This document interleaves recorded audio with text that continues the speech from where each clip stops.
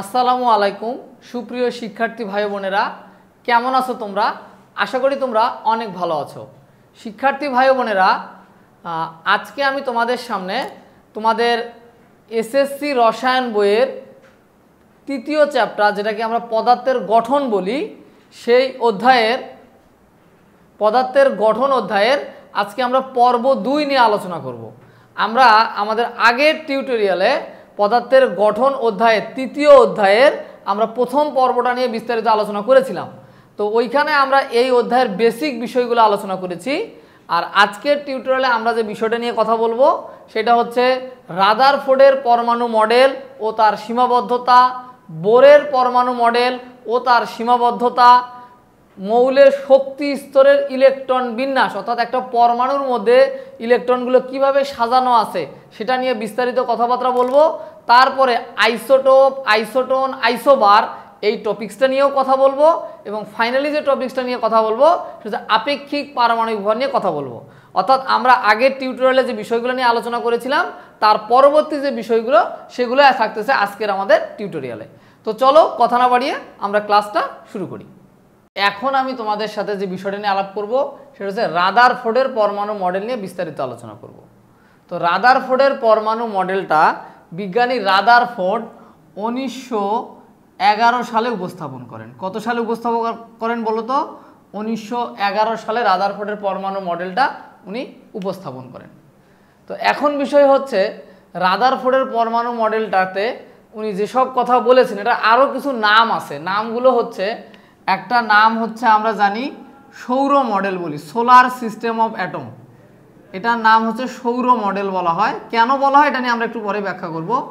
অথবা nuclear model বলা হয়, নিউক্লিয়ার মডেল বলা হয়।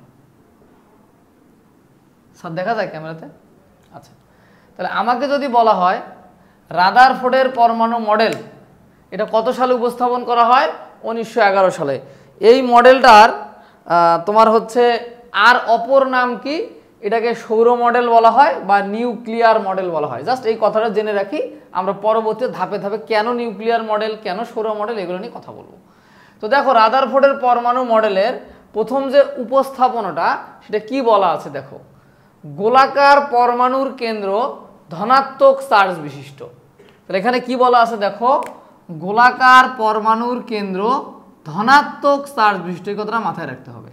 তাহলে আমরা এখান থেকে বুঝলাম যে একটা পরমাণু অবশ্যই সেটা গোলাকার এবং এর একটা কেন্দ্র আছে। পরমাণুর একটা কি আছে বলতো? কেন্দ্র আছে। তাহলে দেখো গোলাকার পরমাণুর কেন্দ্র ধনাত্মক চার্জ বিশিষ্ট, এর নাম নিউক্লিয়াস।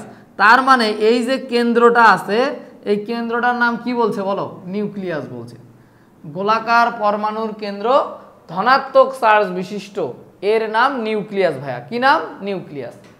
পরমাণুর মোট আয়তনের তুলনায় নিউক্লিয়াসের আয়তন অত্যন্ত নগণ্য, অর্থাৎ টোটাল পরমাণুটার সাইজের তুলনায় নিউক্লিয়াসের আকারটা খুবই ছোট, অর্থাৎ অত্যন্ত নগণ্য। তাই বলা আছে দেখো, পরমাণুর মোট আয়তনের তুলনায় নিউক্লিয়াসের আয়তন অত্যন্ত নগণ্য, এই কথাটা মাথায় রাখবো। মানে খুবই ছোট, টোটাল পরমাণুর তুলনায় তার আকারটা কি? খুবই ছোট।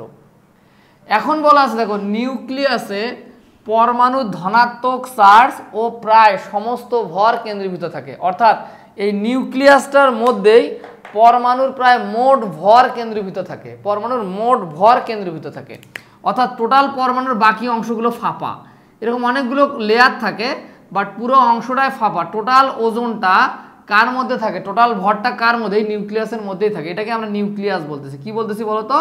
এর নাম হচ্ছে নিউক্লিয়াস। নিউক্লিয়াস, নিউক্লিয়াস বলতেছি। তাহলে কি বলছে লাস্টে দেখো, নিউক্লিয়াসে পরমাণুর ধনাত্মক চার্জ, এই যে কথাটা ভালো করে দেখো, ধনাত্মক চার্জ এবং প্রায় সমস্ত ভর, অর্থাৎ টোটাল ভরটাই কোথায় কেন্দ্রীভূত থাকে? নিউক্লিয়াসে কেন্দ্রীভূত থাকে। অর্থাৎ রাদারফোর্ডের মডেলের যে প্রথম যে স্বীকার্য সেটাতে কি বলেছে দেখো, গোলাকার পরমাণুর কেন্দ্র ধনাত্মক চার্জ, অর্থাৎ পরমাণুটা যে গোলাকার এটা রাদারফোর্ডে প্রথম বলছে এবং তার কেন্দ্র ধনাত্মক চার্জ বিশিষ্ট, এর নাম নিউক্লিয়াস। পরমাণুর মোট আয়তনের তুলনায় নিউক্লিয়াসের আয়তন অত্যন্ত নগণ্য। দেখো টোটাল পরমাণুর তুলনায় নিউক্লিয়াসের আয়তনটা অত্যন্ত নগণ্য। নিউক্লিয়াসে পরমাণুর ধনাত্মক চার্জ ও প্রায় সমস্ত ভর কেন্দ্রীভূত থাকে, অর্থাৎ নিউক্লিয়াসের মধ্যেই পরমাণুর প্রায়, কারণ আমরা জানি নিউক্লিয়াসের মধ্যে কে থাকে বলো তো ভাইয়া, নিউক্লিয়াসের মধ্যে প্রোটন থাকে। যেহেতু প্রোটন ধনাত্মক চার্জ বিশিষ্ট এবং নিউট্রনও থাকে, আমরা সেটা জানি। যেহেতু প্রোটন ধনাত্মক চার্জ বিশিষ্ট, নিউট্রনের কোনো চার্জ নাই, সেজন্য পুরো নিউক্লিয়াসটাই কি ধনাত্মক চার্জ বিশিষ্ট এবং পরমাণুর প্রায় সমস্ত ভর কেন্দ্রীভূত, অর্থাৎ মোট যে ওজনটা বা ভরটা এটা কিন্তু পরমাণুর কেন্দ্রের মধ্যেই থাকে, বাকিটা ফাঁপা, বাকি অঞ্চলটা কি ফাঁপা। তো এই কথাটা তিনি প্রথম তার স্বীকার্যতে বলেছে। এখন দ্বিতীয়টা দেখো, দ্বিতীয়টা কি বলছে, পরমাণু বিদ্যুৎ নিরপেক্ষ। পরমাণু বিদ্যুৎ নিরপেক্ষ, তাই নিউক্লিয়াসের ধনাত্মক চার্জ সংখ্যার সমান সংখ্যক ঋণাত্মক চার্জযুক্ত ইলেকট্রন থাকে। অর্থাৎ আমি যদি একটু বোঝানোর চেষ্টা করি যে পরমাণু হচ্ছে কি নিরপেক্ষ, পরমাণু বিদ্যুৎ নিরপেক্ষ। হ্যাঁ, তো দেখো আমি যদি একটু বলি, পরমাণু হচ্ছে বিদ্যুৎ নিরপেক্ষ। কিভাবে? মনে করো যে এই যে আমি একটা পরমাণু ড্র করলাম, তো পরমাণু বিদ্যুৎ নিরপেক্ষ মানে চার্জ শূন্য। কেন? এর ভিতরে ধনাত্মক চার্জযুক্ত যতটা প্রোটন থাকে, বাইরের এই লেয়ারগুলোতে ততগুলো ঋণাত্মক চার্জযুক্ত কি থাকে, ইলেকট্রন থাকে। অর্থাৎ ইলেকট্রন প্রোটন সমান, কথাটা মাথায় রাখতে হবে, ইলেকট্রন প্রোটন কি সমান। তার মানে কি দাঁড়াচ্ছে, তার মানে এই পরমাণুর ভিতরে যতটা পজিটিভ চার্জ থাকে নিউক্লিয়াসে, বাইরে ততটা ঋণাত্মক চার্জযুক্ত ইলেকট্রন থাকে, সমান সমান। এটা যদি 10টা থাকে তো এটাও সমান থাকে। তো প্লাস মাইনাস থাকার কারণে পরমাণু বিদ্যুৎ নিরপেক্ষ। এই কথা একটু মাথায় রাখো, পরমাণু হচ্ছে বিদ্যুৎ নিরপেক্ষ বা আধান নিরপেক্ষ বা চার্জ শূন্য। তাই নিউক্লিয়াসে ধনাত্মক চার্জ সংখ্যা, অর্থাৎ কেন্দ্রে থাকে ধনাত্মক চার্জ প্রোটন, সমান সংখ্যক ঋণাত্মক চার্জযুক্ত ইলেকট্রন থাকে। তার মানে যতটা পজিটিভ চার্জ থাকবে, বাইরে ততটা কি চার্জ থাকবে, নেগেটিভ চার্জ থাকবে। অর্থাৎ ইলেকট্রন প্রোটন সমান, পরমাণুর ক্ষেত্রে ইলেকট্রন প্রোটন সমান থাকবে, এই কথাটা এখানে বলা হয়েছে। অর্থাৎ পরমাণুর ভিতরে যতটা ধনাত্মক চার্জ থাকবে, বাইরে ততটা ঋণাত্মক চার্জযুক্ত ইলেকট্রন থাকবে। এখন তোমরা একটু দেখো সৌরজগতের আর তৃতীয় স্বীকার্যতা কি বলা আছে, দেখো সৌরজগতে সূর্যের চারিদিকে ঘূর্ণয়মান গ্রহসমূহের মতো ইলেকট্রনগুলো নিউক্লিয়াসকে কেন্দ্র করে নিজ নিজ কক্ষপথে ঘুরতে থাকে। অর্থাৎ সৌরজগতে সূর্যকে কেন্দ্র করে, মনে করো সৌরজগতে এটা সূর্য, সূর্যকে কেন্দ্র করে গ্রহগুলো কি করে, নিজ নিজ কক্ষপথে কি করতে থাকে, ঘুরতে থাকে। তেমন ইলেকট্রনগুলো নিউক্লিয়াসকে কেন্দ্র করে, এটা ভালো করে দেখো, তেমন ইলেকট্রনগুলো নিউক্লিয়াসকে কেন্দ্র করে নিজ নিজ কক্ষপথে ঘুরতে থাকে। অর্থাৎ এইটা যদি পরমাণু নিউক্লিয়াস হয়, নিউক্লিয়াসকে কেন্দ্র করে এই যে ইলেকট্রনগুলো নিজ নিজ কক্ষপথে কি করতে থাকে, ঘুরতে থাকে। এই কথাটা বলা হয়েছে যে নিউক্লিয়াসকে কেন্দ্র করে ইলেকট্রনগুলো সর্বদা ঘুরতে থাকে। তো ধনাত্মক চার্জ বিশিষ্ট নিউক্লিয়াস, আমরা জানি নিউক্লিয়াস কি চার্জ বিশিষ্ট, ধনাত্মক চার্জ বিশিষ্ট নিউক্লিয়াস এবং ঋণাত্মক চার্জ বিশিষ্ট ইলেকট্রন সমূহের মধ্যে পারস্পরিক স্থির বৈদ্যুতিক আকর্ষণজনিত কেন্দ্রমুখী বল কাজ করে। অর্থাৎ এটা পজিটিভ চার্জ, ইলেকট্রন কি চার্জ বলতো, ইলেকট্রন নেগেটিভ চার্জ। তাহলে এদের মাঝখানে যে আকর্ষণ বলটা কাজ করে সেটা কেন্দ্রমুখী বল, অর্থাৎ ভিতরের দিকে কাজ করে। কি বলা আছে দেখো, সৌরজগতে সূর্যের চারিদিকে ঘূর্ণয়মান গ্রহসমূহের মতো ইলেকট্রন নিউক্লিয়াসকে কেন্দ্র করে নিজ নিজ কক্ষপথে ঘুরতে থাকে। এটা তো বুঝতে পারছো যে নিজ নিজ কক্ষপথে কি করতে থাকে, ঘুরতে থাকে। ধনাত্মক চার্জ বিশিষ্ট নিউক্লিয়াস, অর্থাৎ নিউক্লিয়াস তো ধনাত্মক চার্জ বিশিষ্ট। কেন? কারণ নিউক্লিয়াসে প্রোটন আছে। নিউক্লিয়াসে কি আছে বলো, নিউক্লিয়াসে প্রোটন।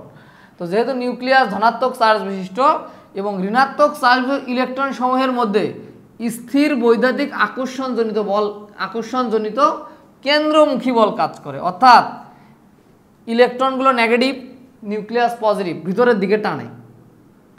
এবং আবর্তনশীল ইলেকট্রনের কেন্দ্র বিমুখী বল পরস্পর সমান। অর্থাৎ কি, একটা আকর্ষণজনিত বল কাজ করে আর ইলেকট্রন ঘোরার কারণে, এই রাস্তা দিয়ে ইলেকট্রনটা ঘোরার কারণে বা ইলেকট্রনের উপর একটা কেন্দ্র বিমুখী বল, বাইরের দিকে যাওয়ার জন্য একটা বল কাজ করে। তো এই কথাটা একটু ভালো করে দেখো, আমি যদি একটু সহজে বুঝাই তাহলে কি দাঁড়াচ্ছে, বিষয়টা একটু ঠান্ডা মাথায় বোঝার চেষ্টা করো। মনে করো এটা হচ্ছে পজিটিভ চার্জ, এটা একটা ইলেকট্রন। তাহলে ইলেকট্রন এবং পজিটিভ চার্জের মাঝখানে একটা আকর্ষণজনিত কেন্দ্রমুখী বল ভিতরের দিকে কাজ করে। আর ইলেকট্রনটা যেহেতু একে কেন্দ্র করে ঘোরে, তাহলে এর বাইরের দিকে আরেকটা বল কাজ করে, সেটাকে বলি কেন্দ্র বিমুখী বল। কি বল বলি, কেন্দ্র বিমুখী বল। তাহলে নিউক্লিয়াসটা পজিটিভ চার্জ হওয়ার কারণে তাকে কেন্দ্রের দিকে টানতেছে। কোথায় টানতেছে? কেন্দ্রের দিকে। এটা কেন্দ্রমুখী বল বলি আমরা, এটাকে বলি কেন্দ্রমুখী বল। এই যে বলা আছে কেন্দ্রমুখী বল, কেন্দ্রমুখী বল। এবং ইলেকট্রনটা যেহেতু এখানে ঘুরতেছে, তার বোধে কেন্দ্র থেকে বাইরের দিকে একটা বল কাজ করতেছে, ঘোরার কারণে এই কক্ষপথ বা এটা অনুযায়ী ঘোরার কারণে এর উপর একটা বল কাজ করছে, এটা কেন্দ্র বিমুখী বল, যেটা বাইরের দিকে যাইতে যাচ্ছে। তাহলে এইটা কেন্দ্রমুখী বল আর কেন্দ্র বিমুখী বল পরস্পর সমান, এই কথাটা বলা আছে। অর্থাৎ এইটা যতটুকু ভিতরের দিকে টানতেছে, এইটাও ততটুকু কি কেন্দ্র বিমুখী বল ততটুকু কি করতেছে, বাইরের দিকে টানতেছে, যার কারণে ইলেকট্রনটা এখানে থেকে নিউট্রালে থেকে ইজিলি কি করতে পারতেছে, ঘুরতে পারতেছে। ওই কথাগুলোই বলা আছে। তো গোলাকার পরমাণুর কেন্দ্র ধনাত্মক চার্জ বিশিষ্ট, এর নাম নিউক্লিয়াস। পরমাণুর মোট আয়তনের তুলনায় নিউক্লিয়াসের আয়তনটা অত্যন্ত ছোট। নিউক্লিয়াসে পরমাণুর ধনাত্মক চার্জ ও সমস্ত ভর কেন্দ্রীভূত, অর্থাৎ নিউক্লিয়াসের মধ্যেই পরমাণুর প্রায় সমস্ত ধনাত্মক চার্জ এবং ভর থাকে। কারণ ধনাত্মক চার্জ থাকার কারণ কি, প্রোটন থাকে, প্রোটন ধনাত্মক চার্জ, আর নিউট্রনও থাকে, নিউট্রনের কোনো চার্জ নেই। তো যার কারণে পুরো নিউক্লিয়াসটা ধনাত্মক চার্জ এবং সমস্ত ভর, আর বাকি অঞ্চলটুকু ফাঁপা থাকে, যার কারণে আমরা বলতে পারি সমস্ত ভর কেন্দ্রীভূত থাকে। এখানে কি বলছে, পরমাণু বিদ্যুৎ নিরপেক্ষ, এই কথাটা মাথায় রাখবো, বা চার্জ নিরপেক্ষ। কেন? নিউক্লিয়াসে যতগুলো পজিটিভ চার্জ থাকে, বাইরের কক্ষপথে ততগুলো নেগেটিভ চার্জ থাকে, যার কারণে পরমাণু কি নিরপেক্ষ, বিদ্যুৎ নিরপেক্ষ বা চার্জ শূন্য। সৌরজগতে যেমন গ্রহগুলো নিউক্লিয়াসকে সূর্যকে কেন্দ্র করে ঘোরে, তেমন নিউক্লিয়াসকে কেন্দ্র করে ইলেকট্রনগুলো কন্টিনিউয়াসলি ঘুরতে থাকে। তো নিউক্লিয়াস ধনাত্মক চার্জ বিশিষ্ট আর ইলেকট্রন হচ্ছে ঋণাত্মক চার্জ বিশিষ্ট। এদের মধ্যে একটা আকর্ষণ বল কাজ করে ভিতরের দিকে, যার নাম কেন্দ্রমুখী বল। কি বল বলেন? কেন্দ্রমুখী বল। এবং ইলেকট্রনটা এখানে থেকে ঘোরার কারণে ওর উপর একটা বাইরের দিকে বল কাজ করে, যাকে বলে কেন্দ্র বিমুখী বল। এই যে কথাটা, কেন্দ্র বিমুখী বল কাজ করে। তো কেন্দ্রমুখী বল আর কেন্দ্র বিমুখী বল পরস্পর সমান, যার কারণে ইলেকট্রনটা এখানে থেকে কন্টিনিউয়াসলি এখানে ঘুরতে পারে। তো এটাই ছিল রাদারফোর্ডের পরমাণু মডেলের কথাবার্তা। তো দেখো তো, রাদারফোর্ডের পরমাণু মডেলে উনি সৌরজগতের সাথে তুলনা করছে না, এই জন্য এই মডেলটাকে বলা হচ্ছে সৌর মডেল। এই ইলেকট্রনগুলোকে কার সঙ্গে তুলনা করছে? ইলেকট্রনগুলো কিন্তু সৌরজগতের সাথে তুলনা করছে, এই জন্য এই মডেলকে কি মডেল বলা হচ্ছে? সৌর model, solar system of atom বলা হচ্ছে, সৌর মডেল বলা হচ্ছে। আবার তিনি প্রথম নিউক্লিয়াস সম্পর্কে আইডিয়া দেন, এই জন্য এই মডেলের অপর নাম কি? Nuclear model. তিনি কি নিয়ে আইডিয়া দেন? তিনি নিউক্লিয়াস সম্পর্কে আইডিয়া দেন, পরমাণু নিউক্লিয়াস সম্পর্কে আইডিয়া দেন, এই জন্য এই মডেলকে বলা হচ্ছে নিউক্লিয়ার মডেল। তো আশা করি তোমরা এই টপিকসটু বুঝতে পারছো, যে রাদারফোর্ডের পরমাণু মডেলের যে তিনটা স্বীকার্য কথা, সেটা তোমরা আশা করি বুঝতে পারছো। তো এখন আমরা দেখব রাদারফোর্ডের পরমাণু মডেলের সীমাবদ্ধতাগুলো কি কি, সেটা নিয়ে কথা বলবো। এখন আমরা দেখব রাদারফোর্ডের পরমাণু মডেলের সীমাবদ্ধতা, অর্থাৎ রাদারফোর্ডের পরমাণু মডেলে যেসব ত্রুটি আছে বা সীমাবদ্ধতা আছে, সেগুলো আমরা এখন আলোচনা করব। তাহলে দেখো, প্রথমে কি বলা আছে, আমরা তো এতক্ষণ আলোচনা করে আসলাম। তাহলে দেখো, ঘূর্ণনরত ইলেকট্রনের কক্ষপথের আকার আকৃতি সম্পর্কে কোনো ধারণা দিতে পারেনি। অর্থাৎ আমরা জানি যে ইলেকট্রনগুলো নিউক্লিয়াসকে কেন্দ্র করে কন্টিনিউয়াসলি রোটেট করে, ঘুরতে থাকে, তাই না? তাহলে এই যে কোন পথে ঘুরবে ইলেকট্রনগুলো, সেই পথটা কেমন হবে, সেটা গোলাকার হবে না সেটা এরকম পথ হবে, এ সম্পর্কে কোনো আইডিয়া ওনার মডেলে বলা নেই। অর্থাৎ পরমাণুটা গোলাকার হবে, এটা সঠিক, কিন্তু কক্ষপথগুলো, এর ভিতর দিয়ে যে ইলেকট্রনগুলো যে মুভ করবে, এই ইলেকট্রনের কক্ষপথের এই যে পথগুলোকে আমরা বলছি কক্ষপথ, এগুলোকে কি বলতেছি আমরা? কক্ষপথ। তাহলে কি বলছে?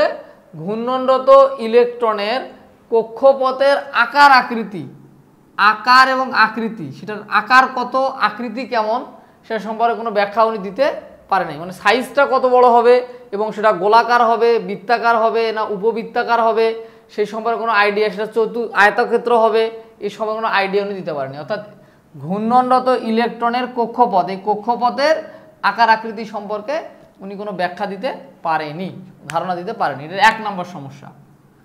2 নম্বর সমস্যা কি? একটা কক্ষপথে যদি একটা ইলেকট্রন থাকে, তাহলে নিউক্লিয়াসকে কেন্দ্র করে ঘুরতে পারবে। যদি একাধিক ইলেকট্রন এগুলোর মধ্যে থাকে, একাধিক ইলেকট্রন যদি থাকে একটা কক্ষপথে, তাহলে সেটা কিভাবে ঘুরবে সে সম্পর্কে কোনো ধারণা নাই। দেখো, একের অধিক ইলেকট্রন বিশিষ্ট পরমাণুতে ইলেকট্রনগুলো কিভাবে নিউক্লিয়াসকে কেন্দ্র করে পরিভ্রমণ করে, অর্থাৎ পরমাণুর মধ্যে যদি একাধিক ইলেকট্রন থাকে, তাহলে সেটা কিভাবে নিউক্লিয়াসকে কেন্দ্র করে ঘুরবে, এই নিউক্লিয়াসকে কেন্দ্র করে ঘুরবে, এই নিউক্লিয়াসকে কেন্দ্র করে ঘুরবে সেটা সম্পর্কে কোনো আইডিয়া নাই। দেখছো, একের অধিক ইলেকট্রন বিশিষ্ট পরমাণুতে ইলেকট্রনগুলো কিভাবে নিউক্লিয়াসকে কেন্দ্র করে পরিভ্রমণ করবে সে সম্পর্কে কোনো ধারণা নাই।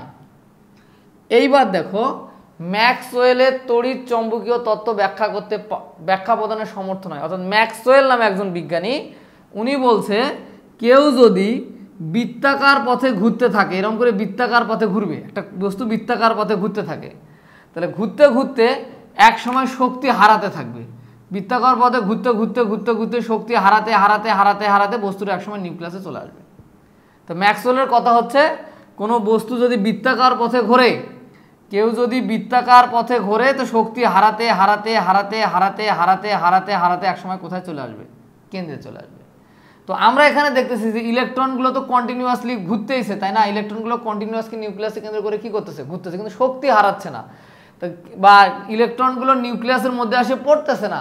এই ব্যাখ্যাটা কেন পড়তেছে না? তো ম্যাক্সওয়েলের যে তত্ত্ব সেটা ছিল কি, কোনো বস্তু যদি বৃত্তাকার পথে ঘোরে, শক্তি হারাতে হারাতে হারাতে হারাতে কোথায় চলে আসবে? ওটা কেন্দ্রে চলে আসবে। তাহলে ইলেকট্রনগুলো তো কন্টিনিউয়াসলি নিউক্লিয়াসে কেন্দ্র করে ঘুরতেছে, তো ঘুরতে ঘুরতে ঘুরতে ঘুরতে কেন তারা নিউক্লিয়াসে শক্তি হারাতে হারাতে কেন নিউক্লিয়াসে আসে না? বাস্তবে তো আসে না, তাহলে কেন আসে না এটার ব্যাখ্যা উনি দিতে পারেনি। তাহলে ম্যাক্সওয়েলের তড়িৎ চৌম্বকীয় তত্ত্বের ব্যাখ্যা প্রদানের সমর্থ নয়। এরপরে হাইড্রোজেন পরমাণুর বর্ণালী ব্যাখ্যা করতে পারে না। এটা নিয়ে আমরা একটু পরে কথা বলবো, যে হাইড্রোজেন পরমাণুর বর্ণালী ব্যাখ্যা করতে পারে না। আমরা বোরের পরমাণু মডেলটা যখন পড়বো তারপর এটা নিয়ে আমরা বিস্তারিত আলাপ করতে পারবো। বোরের পরমাণু মডেল নিয়ে কথাবার্তা বলার পর তখন এটা বুঝতে পারবো যে বর্ণালী জিনিসটা কি, কেন ব্যাখ্যা করতে পারে না। এটা নিয়ে আমরা একটু পরে আলোচনা করব। এর পরেরটা সুন্দর করে দেখো তো তোমরা, কি বলা আছে? গ্রহ চার্জ নিরপেক্ষ কিন্তু ইলেকট্রন ঋণাত্মক চার্জযুক্ত, অর্থাৎ গ্রহের সাথে ইলেকট্রনের তুলনা করা সঠিক হয়নি। আমরা তো জানি রাদারফোর্ডের পরমাণু মডেলে কি বলেছিল, যে সৌরজগতে সূর্যের চারিদিকে ঘূর্ণয়মান গ্রহের মতো ইলেকট্রনগুলো নিউক্লিয়াসে কেন্দ্র করে অবিরত ঘোরে, এই কথা বলা ছিল কিন্তু, তাই না? কিছুক্ষণ আগে আমরা দেখে আসলাম। তাহলে যেহেতু এখানে তার সীমাবদ্ধতা কি দেখো, গ্রহগুলো কিন্তু ধনাত্মক ঋণাত্মকতা গ্রহগুলোর মাঝে নাই, কিন্তু ইলেকট্রন তো কি চার্জ বিশিষ্ট? ঋণাত্মক চার্জ বিশিষ্ট, এবং নিউক্লিয়াস কি ধনাত্মক চার্জ বিশিষ্ট। যেহেতু গ্রহের মধ্যে কোনো চার্জ নাই, ইলেকট্রন নেগেটিভ, নিউক্লিয়াস ধনাত্মক পজিটিভ, তো এই কারণে এদের তুলনা করাটা কি হয় নাই? সঠিক হয় না, কারণ গ্রহের তো চার্জ নাই, আর ইলেকট্রন আর নিউক্লিয়াসের কি আছে? চার্জ আছে। সেজন্য এখানে বলছে গ্রহসমূহ চার্জ নিরপেক্ষ, কিন্তু ইলেকট্রন ঋণাত্মক চার্জ তো গ্রহের সাথে ইলেকট্রনের তুলনা করাটা কি হয় নাই? সঠিক হয় নাই। তো এগুলো ছিল রাদারফোর্ডের পরমাণু মডেলের সীমাবদ্ধতা। তো আশা করি তোমরা রাদারফোর্ডের পরমাণু মডেল এবং রাদারফোর্ডের পরমাণুর সীমাবদ্ধতা সুন্দরভাবে বুঝতে পেরেছো। এখন আমরা যে ব্যাপারটা নিয়ে আলোচনা করব সেটা হচ্ছে বোরের পরমাণু মডেল, এবং বোরের পরমাণু মডেলের সীমাবদ্ধতা নিয়ে কিন্তু আমরা বিস্তারিত কথাবার্তা বলবো। তো বোরের পরমাণু মডেলটা 1913 সালে নিলস বোর রাদারফোর্ডের পরমাণু মডেলটা সংশোধন করে এই থিওরিটা দিয়ে দেয়, যেটা তোমাদের বইয়ে লেখা আছে, যে 1913 সালে বিজ্ঞানী রাদারফোর্ডের পরমাণু মডেলের সমস্যাটাকে কিছুটা দূরীকরণ করে সুন্দর করে 1913 সালে বিজ্ঞানী নিলস বোর যে মডেলটা দেন সেটা হচ্ছে বোরের পরমাণু মডেল। কিসের পরমাণু মডেল? বোরের পরমাণু মডেল। তো বোরের পরমাণু মডেলের 3টা স্বীকার্য আছে। তো আমরা এখন বোরের পরমাণু মডেলটা কি সেটা নিয়ে বিস্তারিত আলোচনা করব। তো চলো আমরা দেখি। তো দেখো এখানে লেখা আছে কি, দেখো সুন্দরভাবে আগে দেখো, লেখাগুলো আগে পড়ি। আমরা এখানে একটা লিখেছি, ধাপে ধাপে আমরা 3টা নিয়ে আলোচনা করব।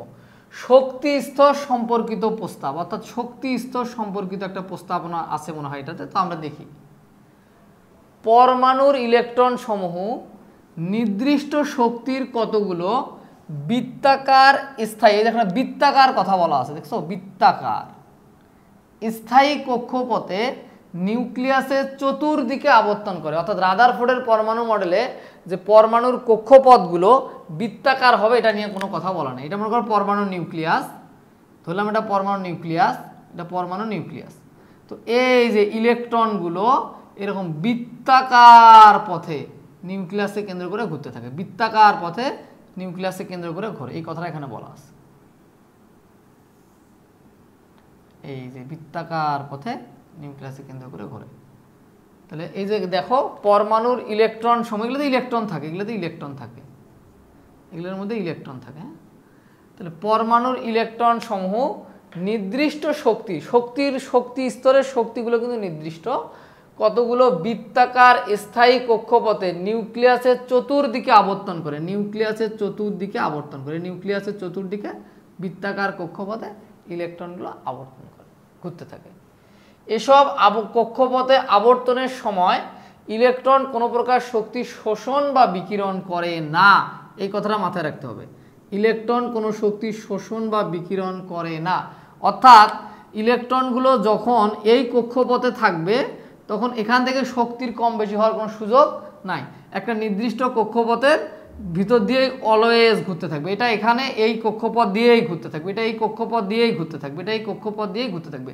এখানে শক্তির কম বেশি হওয়ার কোনো সুযোগ, অর্থাৎ বাইরে থেকে শক্তি নেয়ও না, শক্তি ছেড়েও দেয় না। এই কক্ষপথগুলোতে যখন থাকে তখন শক্তির কোনো শোষণ বা বিকিরণ হয় না, শোষণও করে না অথবা ছেড়েও দেয় না।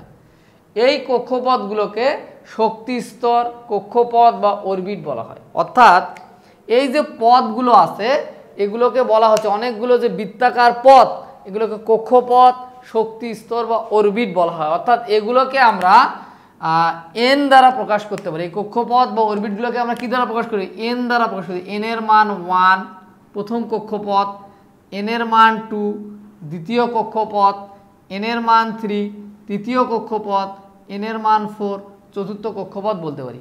অথবা চাইলে এগুলোকে আমরা আরও একটা নামে ডাকতে পারি, যাকে বলি আমরা শেল। কি ডাকতে পারি বলো?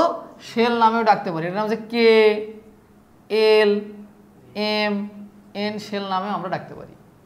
তাহলে কি দাঁড়ালো?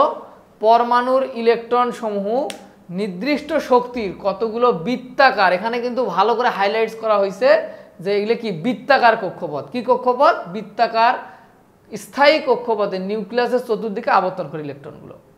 এসব কক্ষপথে আবর্তনের সময় ইলেকট্রন কোনো প্রকার শক্তি শোষণও করে না, কোনো প্রকার শক্তি বিকিরণ, মানে যে কক্ষপথে আছে ওখানে শক্তির কম বেশি হওয়ার কোনো সুযোগ নেই।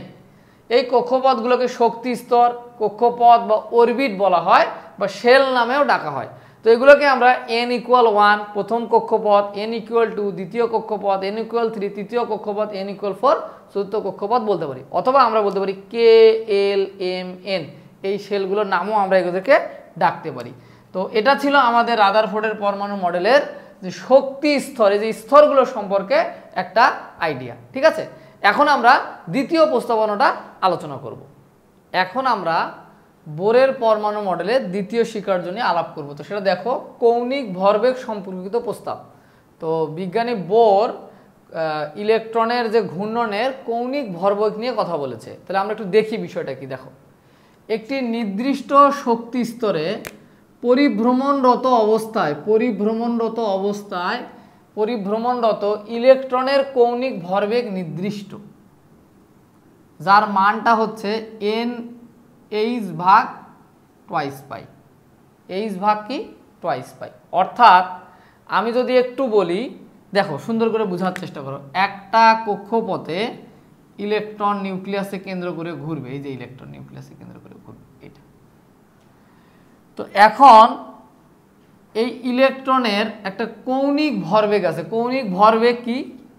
ভর ইনটু বেগ, ইলেকট্রনের একটা ভর, আর এখানে একটা স্পর্শক বরাবর যদি রৈখিক বেগ কল্পনা করি সেটাকে আমরা বলতে পারি কি? ভি।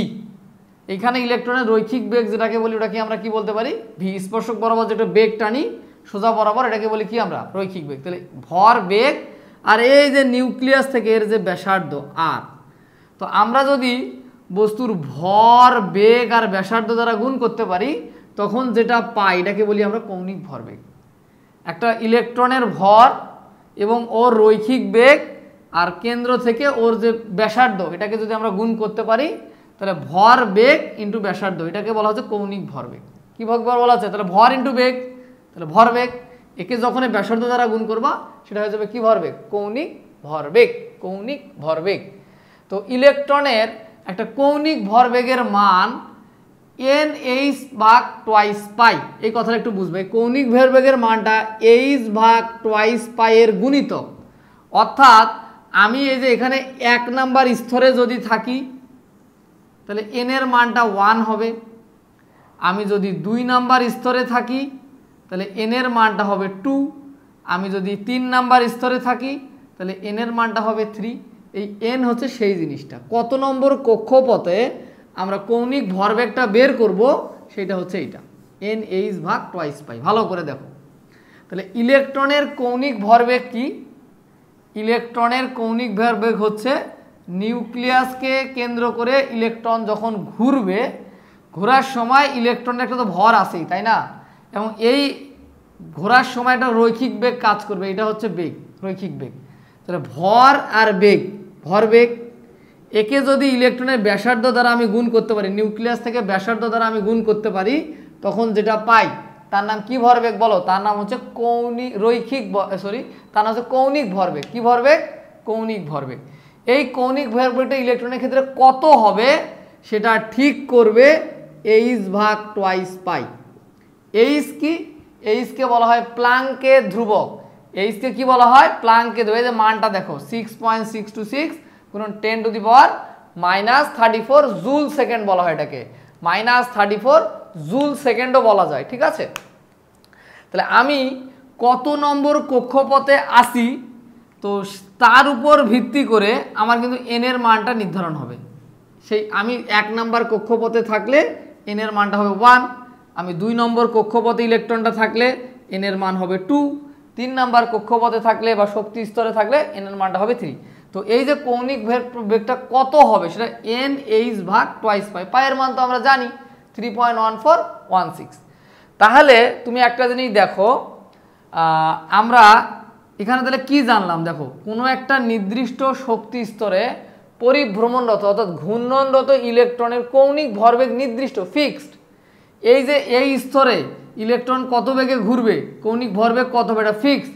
সেটা তা এত এর গুণিতক, অর্থাৎ যে স্তরে ইলেকট্রনটা ঘুরতেছে, মনে করো এটা দ্বিতীয় স্তরে, তাহলে দ্বিতীয় স্তরের সাথে আমি যদি 2 × এইচ ভাগ টোয়াইস পাই দেই, এই মানগুলো যদি এখান থেকে বসিয়ে দেই, তাহলে ওখানকার ইলেকট্রনের আমি কি পাবো? কৌণিক ভরবেগটা পেয়ে যাব। এবং আমি যদি কোনো কারণে ইলেকট্রনের বেগ আর এইটুক ব্যাসার্ধও যদি পেয়ে যায়, তাহলে ইলেকট্রনে কত বেগে ঘুরতেছে সেটাও কিন্তু আমি বের করতে পারবো। অর্থাৎ কোনো কারণে আমি যদি ভরটা জানি ইলেকট্রনের এবং আমি যদি ব্যাসার্ধটা জানি, তাহলে কত বেগে ইলেকট্রনটা ঘুরতেছে সেটাও কিন্তু আমি বের করতে পারবো। তাহলে আমরা এখানে কি বুঝলাম? তাহলে ইলেকট্রন কোন কক্ষপথে কত কৌণিক ভরবেগে ঘুরবে সেটার মানটাও ফিক্স, সেটা হচ্ছে এইচ ভাগ টোয়াইস পাই এর গুণিতক।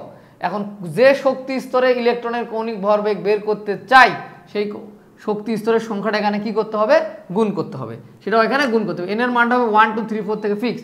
এখানে 1 বসাই দিলে প্রথম শক্তি স্তরের ইলেকট্রনের কৌণিক ভরবেগ পাবো, 2 বসাই দিলে দ্বিতীয় শক্তি স্তর ইলেকট্রনের কৌণিক ভরবেগ পাবো, n = 3 বসাই দিলে তৃতীয় শক্তি স্তর ইলেকট্রনের কৌণিক ভরবেগ পাবো। আরেকটা বিষয় হচ্ছে আমাদের প্লাঙ্কের ধ্রুবক, এই মানটা আমাদের একটু মনে রাখতে হবে, 6.626 গুণন 10⁻⁻34 জুল সেকেন্ড। এই মানটা তোমরা মুখস্থ রাখবে। আর ইলেকট্রনের ভর তো আমরা জেনেই আসছি আগে থেকে, 9.11 গুণন 10⁻31 বা 31 কেজি। আর আরটা কি? আর হচ্ছে নিউক্লিয়াস থেকে যে কক্ষপথের আমি ইলেকট্রনের ব্যাসার্ধ বের করব সেটা হচ্ছে এটা। আর ভি হচ্ছে ইলেকট্রনটা এখানে কত বেগে ঘুরতেছে, সে রৈখিক বেগটাকে আমরা কি বলতেছি? ভি বলতেছি। তো আশা করি তোমরা এই ব্যাপারটা এখান থেকে সুন্দরভাবে বুঝতে পেরেছো। এখন আমরা প্রস্তাবনা 3 নিয়ে বা স্বীকার্য 3 নিয়ে কথা বলবো। এখন আমরা বোরের পরমাণু মডেলের তৃতীয় স্বীকার্যটা নিয়ে কথা বলবো, প্রস্তাবনা নিয়ে কথা বলবো। তো দেখো কি লেখা আছে, শক্তির বিকিরণ সম্পর্কিত প্রস্তাব। এখানে শক্তির বিকিরণ সম্পর্কিত কথাবার্তা বলা আছে, সেটা নিয়ে দেখবো।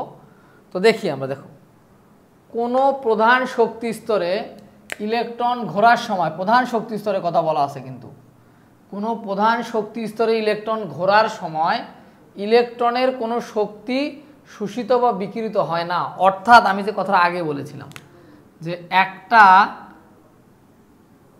একটা নির্দিষ্ট কক্ষপথে ইলেকট্রন থাকার সময় যখন ইলেকট্রনটা ঘুরবে তখন শক্তির কোনো কম বেশি হবে না, কোনো শক্তি শোষণ বা বিকিরণ হয় না, শক্তি শোষণ বা বিকিরণ হয় না। এই কথাটা বুঝতে পারছো?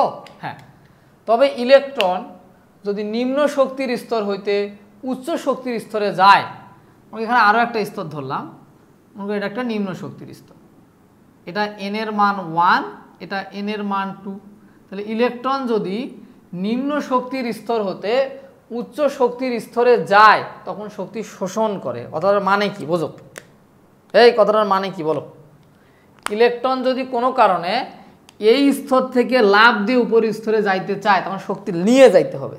তুমি তখন সিঁড়ি দিয়ে যখন আমরা উঠি তখন প্রচুর শক্তি লাগে, শক্তি নিয়ে আমাদের উপরের দিকে উঠতে হবে। আবার উপর থেকে যখন নিচে আসবো তখন শক্তি ছেড়ে দিয়ে আমরা কি করব, নিচে আসবো। তো ইলেকট্রন যখন নিচের দিক থেকে উপরের দিকে যাবে, ইলেকট্রন যখন নিচের দিক থেকে উপরের দিকে যাবে, এরকম উপরের দিকে যাবে, তখন শক্তি কিন্তু শোষণ হবে। শক্তির কি হবে বলো? শক্তির কিন্তু শোষণ হবে, শক্তি শোষণ হবে।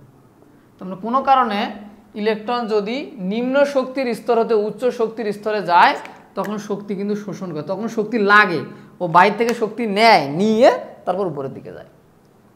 আবার পক্ষান্তরে যদি কোনো ইলেকট্রন উচ্চ শক্তির স্তর হতে, তাহলে বুঝতেই পারতেছো এবার, উচ্চ শক্তির স্তর হতে যদি একটা ইলেকট্রন নিচের দিকে আসে, মানে একটা উচ্চ শক্তির স্তর থেকে নিচের দিকে আসবে, তো এটা হচ্ছে N1, এটাকে বলতে N2।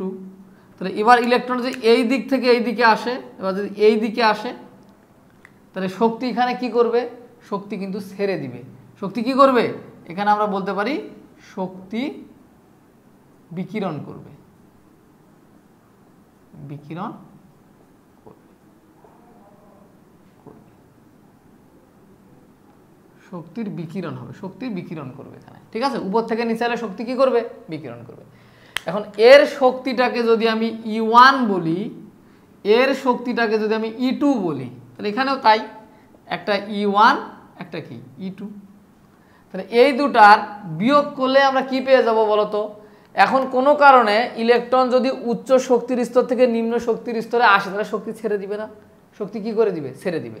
তো এই শক্তিটাকে মনে করো এখান থেকে একটা শক্তি ছেড়ে দিল, হ্যাঁ আমি একটু দেখাই, এখান থেকে কিছু পরিমাণ শক্তি এরকম বের হয়ে যাচ্ছে, কিছু পরিমাণ শক্তি কি হয়ে যাচ্ছে? বের হয়ে যাচ্ছে। এখন আমি যদি এখানে একটা প্রিজম ধরি, প্রিজমে ধরলে আলোক রশ্মিগুলো বিভিন্ন দিকে বেঁকে যাবে। তো এই যে আলোক রশ্মিগুলো বেঁকে যাচ্ছে বিভিন্ন দিকে, তো এই যে আলোক রশ্মিগুলো যেটা তৈরি হলো এটাকে বলি আমরা বর্ণালী। কি বলি আমরা? এটাকে আমরা বর্ণালী। এখানে যদি একটা প্রিজম ধরি, বর্ণালী বলবো আমরা, এটাকে আমরা পারমাণবিক বর্ণালী বলবো। অর্থাৎ ইলেকট্রন উচ্চ শক্তির স্তর হতে নিম্ন শক্তির স্তরে আসলে যে শক্তি ছেড়ে দেয় সেটা ওখানে যদি একটা প্রিজম ধরা যায়, তো প্রিজমের মধ্যে দিয়ে গেলে তখন প্রবেশ করলে পারমাণবিক বর্ণালী তৈরি হয়, যেটাকে অ্যাটমিক স্পেকট্রা বলা হয়, তাই না? এটাকে পারমাণবিক বর্ণালী বলা হচ্ছে, পারমাণবিক বর্ণালী বলা হচ্ছে, ঠিক আছে। তো এখন এটাকে যদি আমরা সমীকরণের মাধ্যমে দেখাইতে চাই তাহলে আমরা বলতে পারি যে শক্তির উপর থেকে নিচে গেল বা নিচের থেকে যদি উপরে আসে, এটাকে ডেল ই দ্বারা, এনার্জি ই দ্বারা প্রকাশ করতেছি।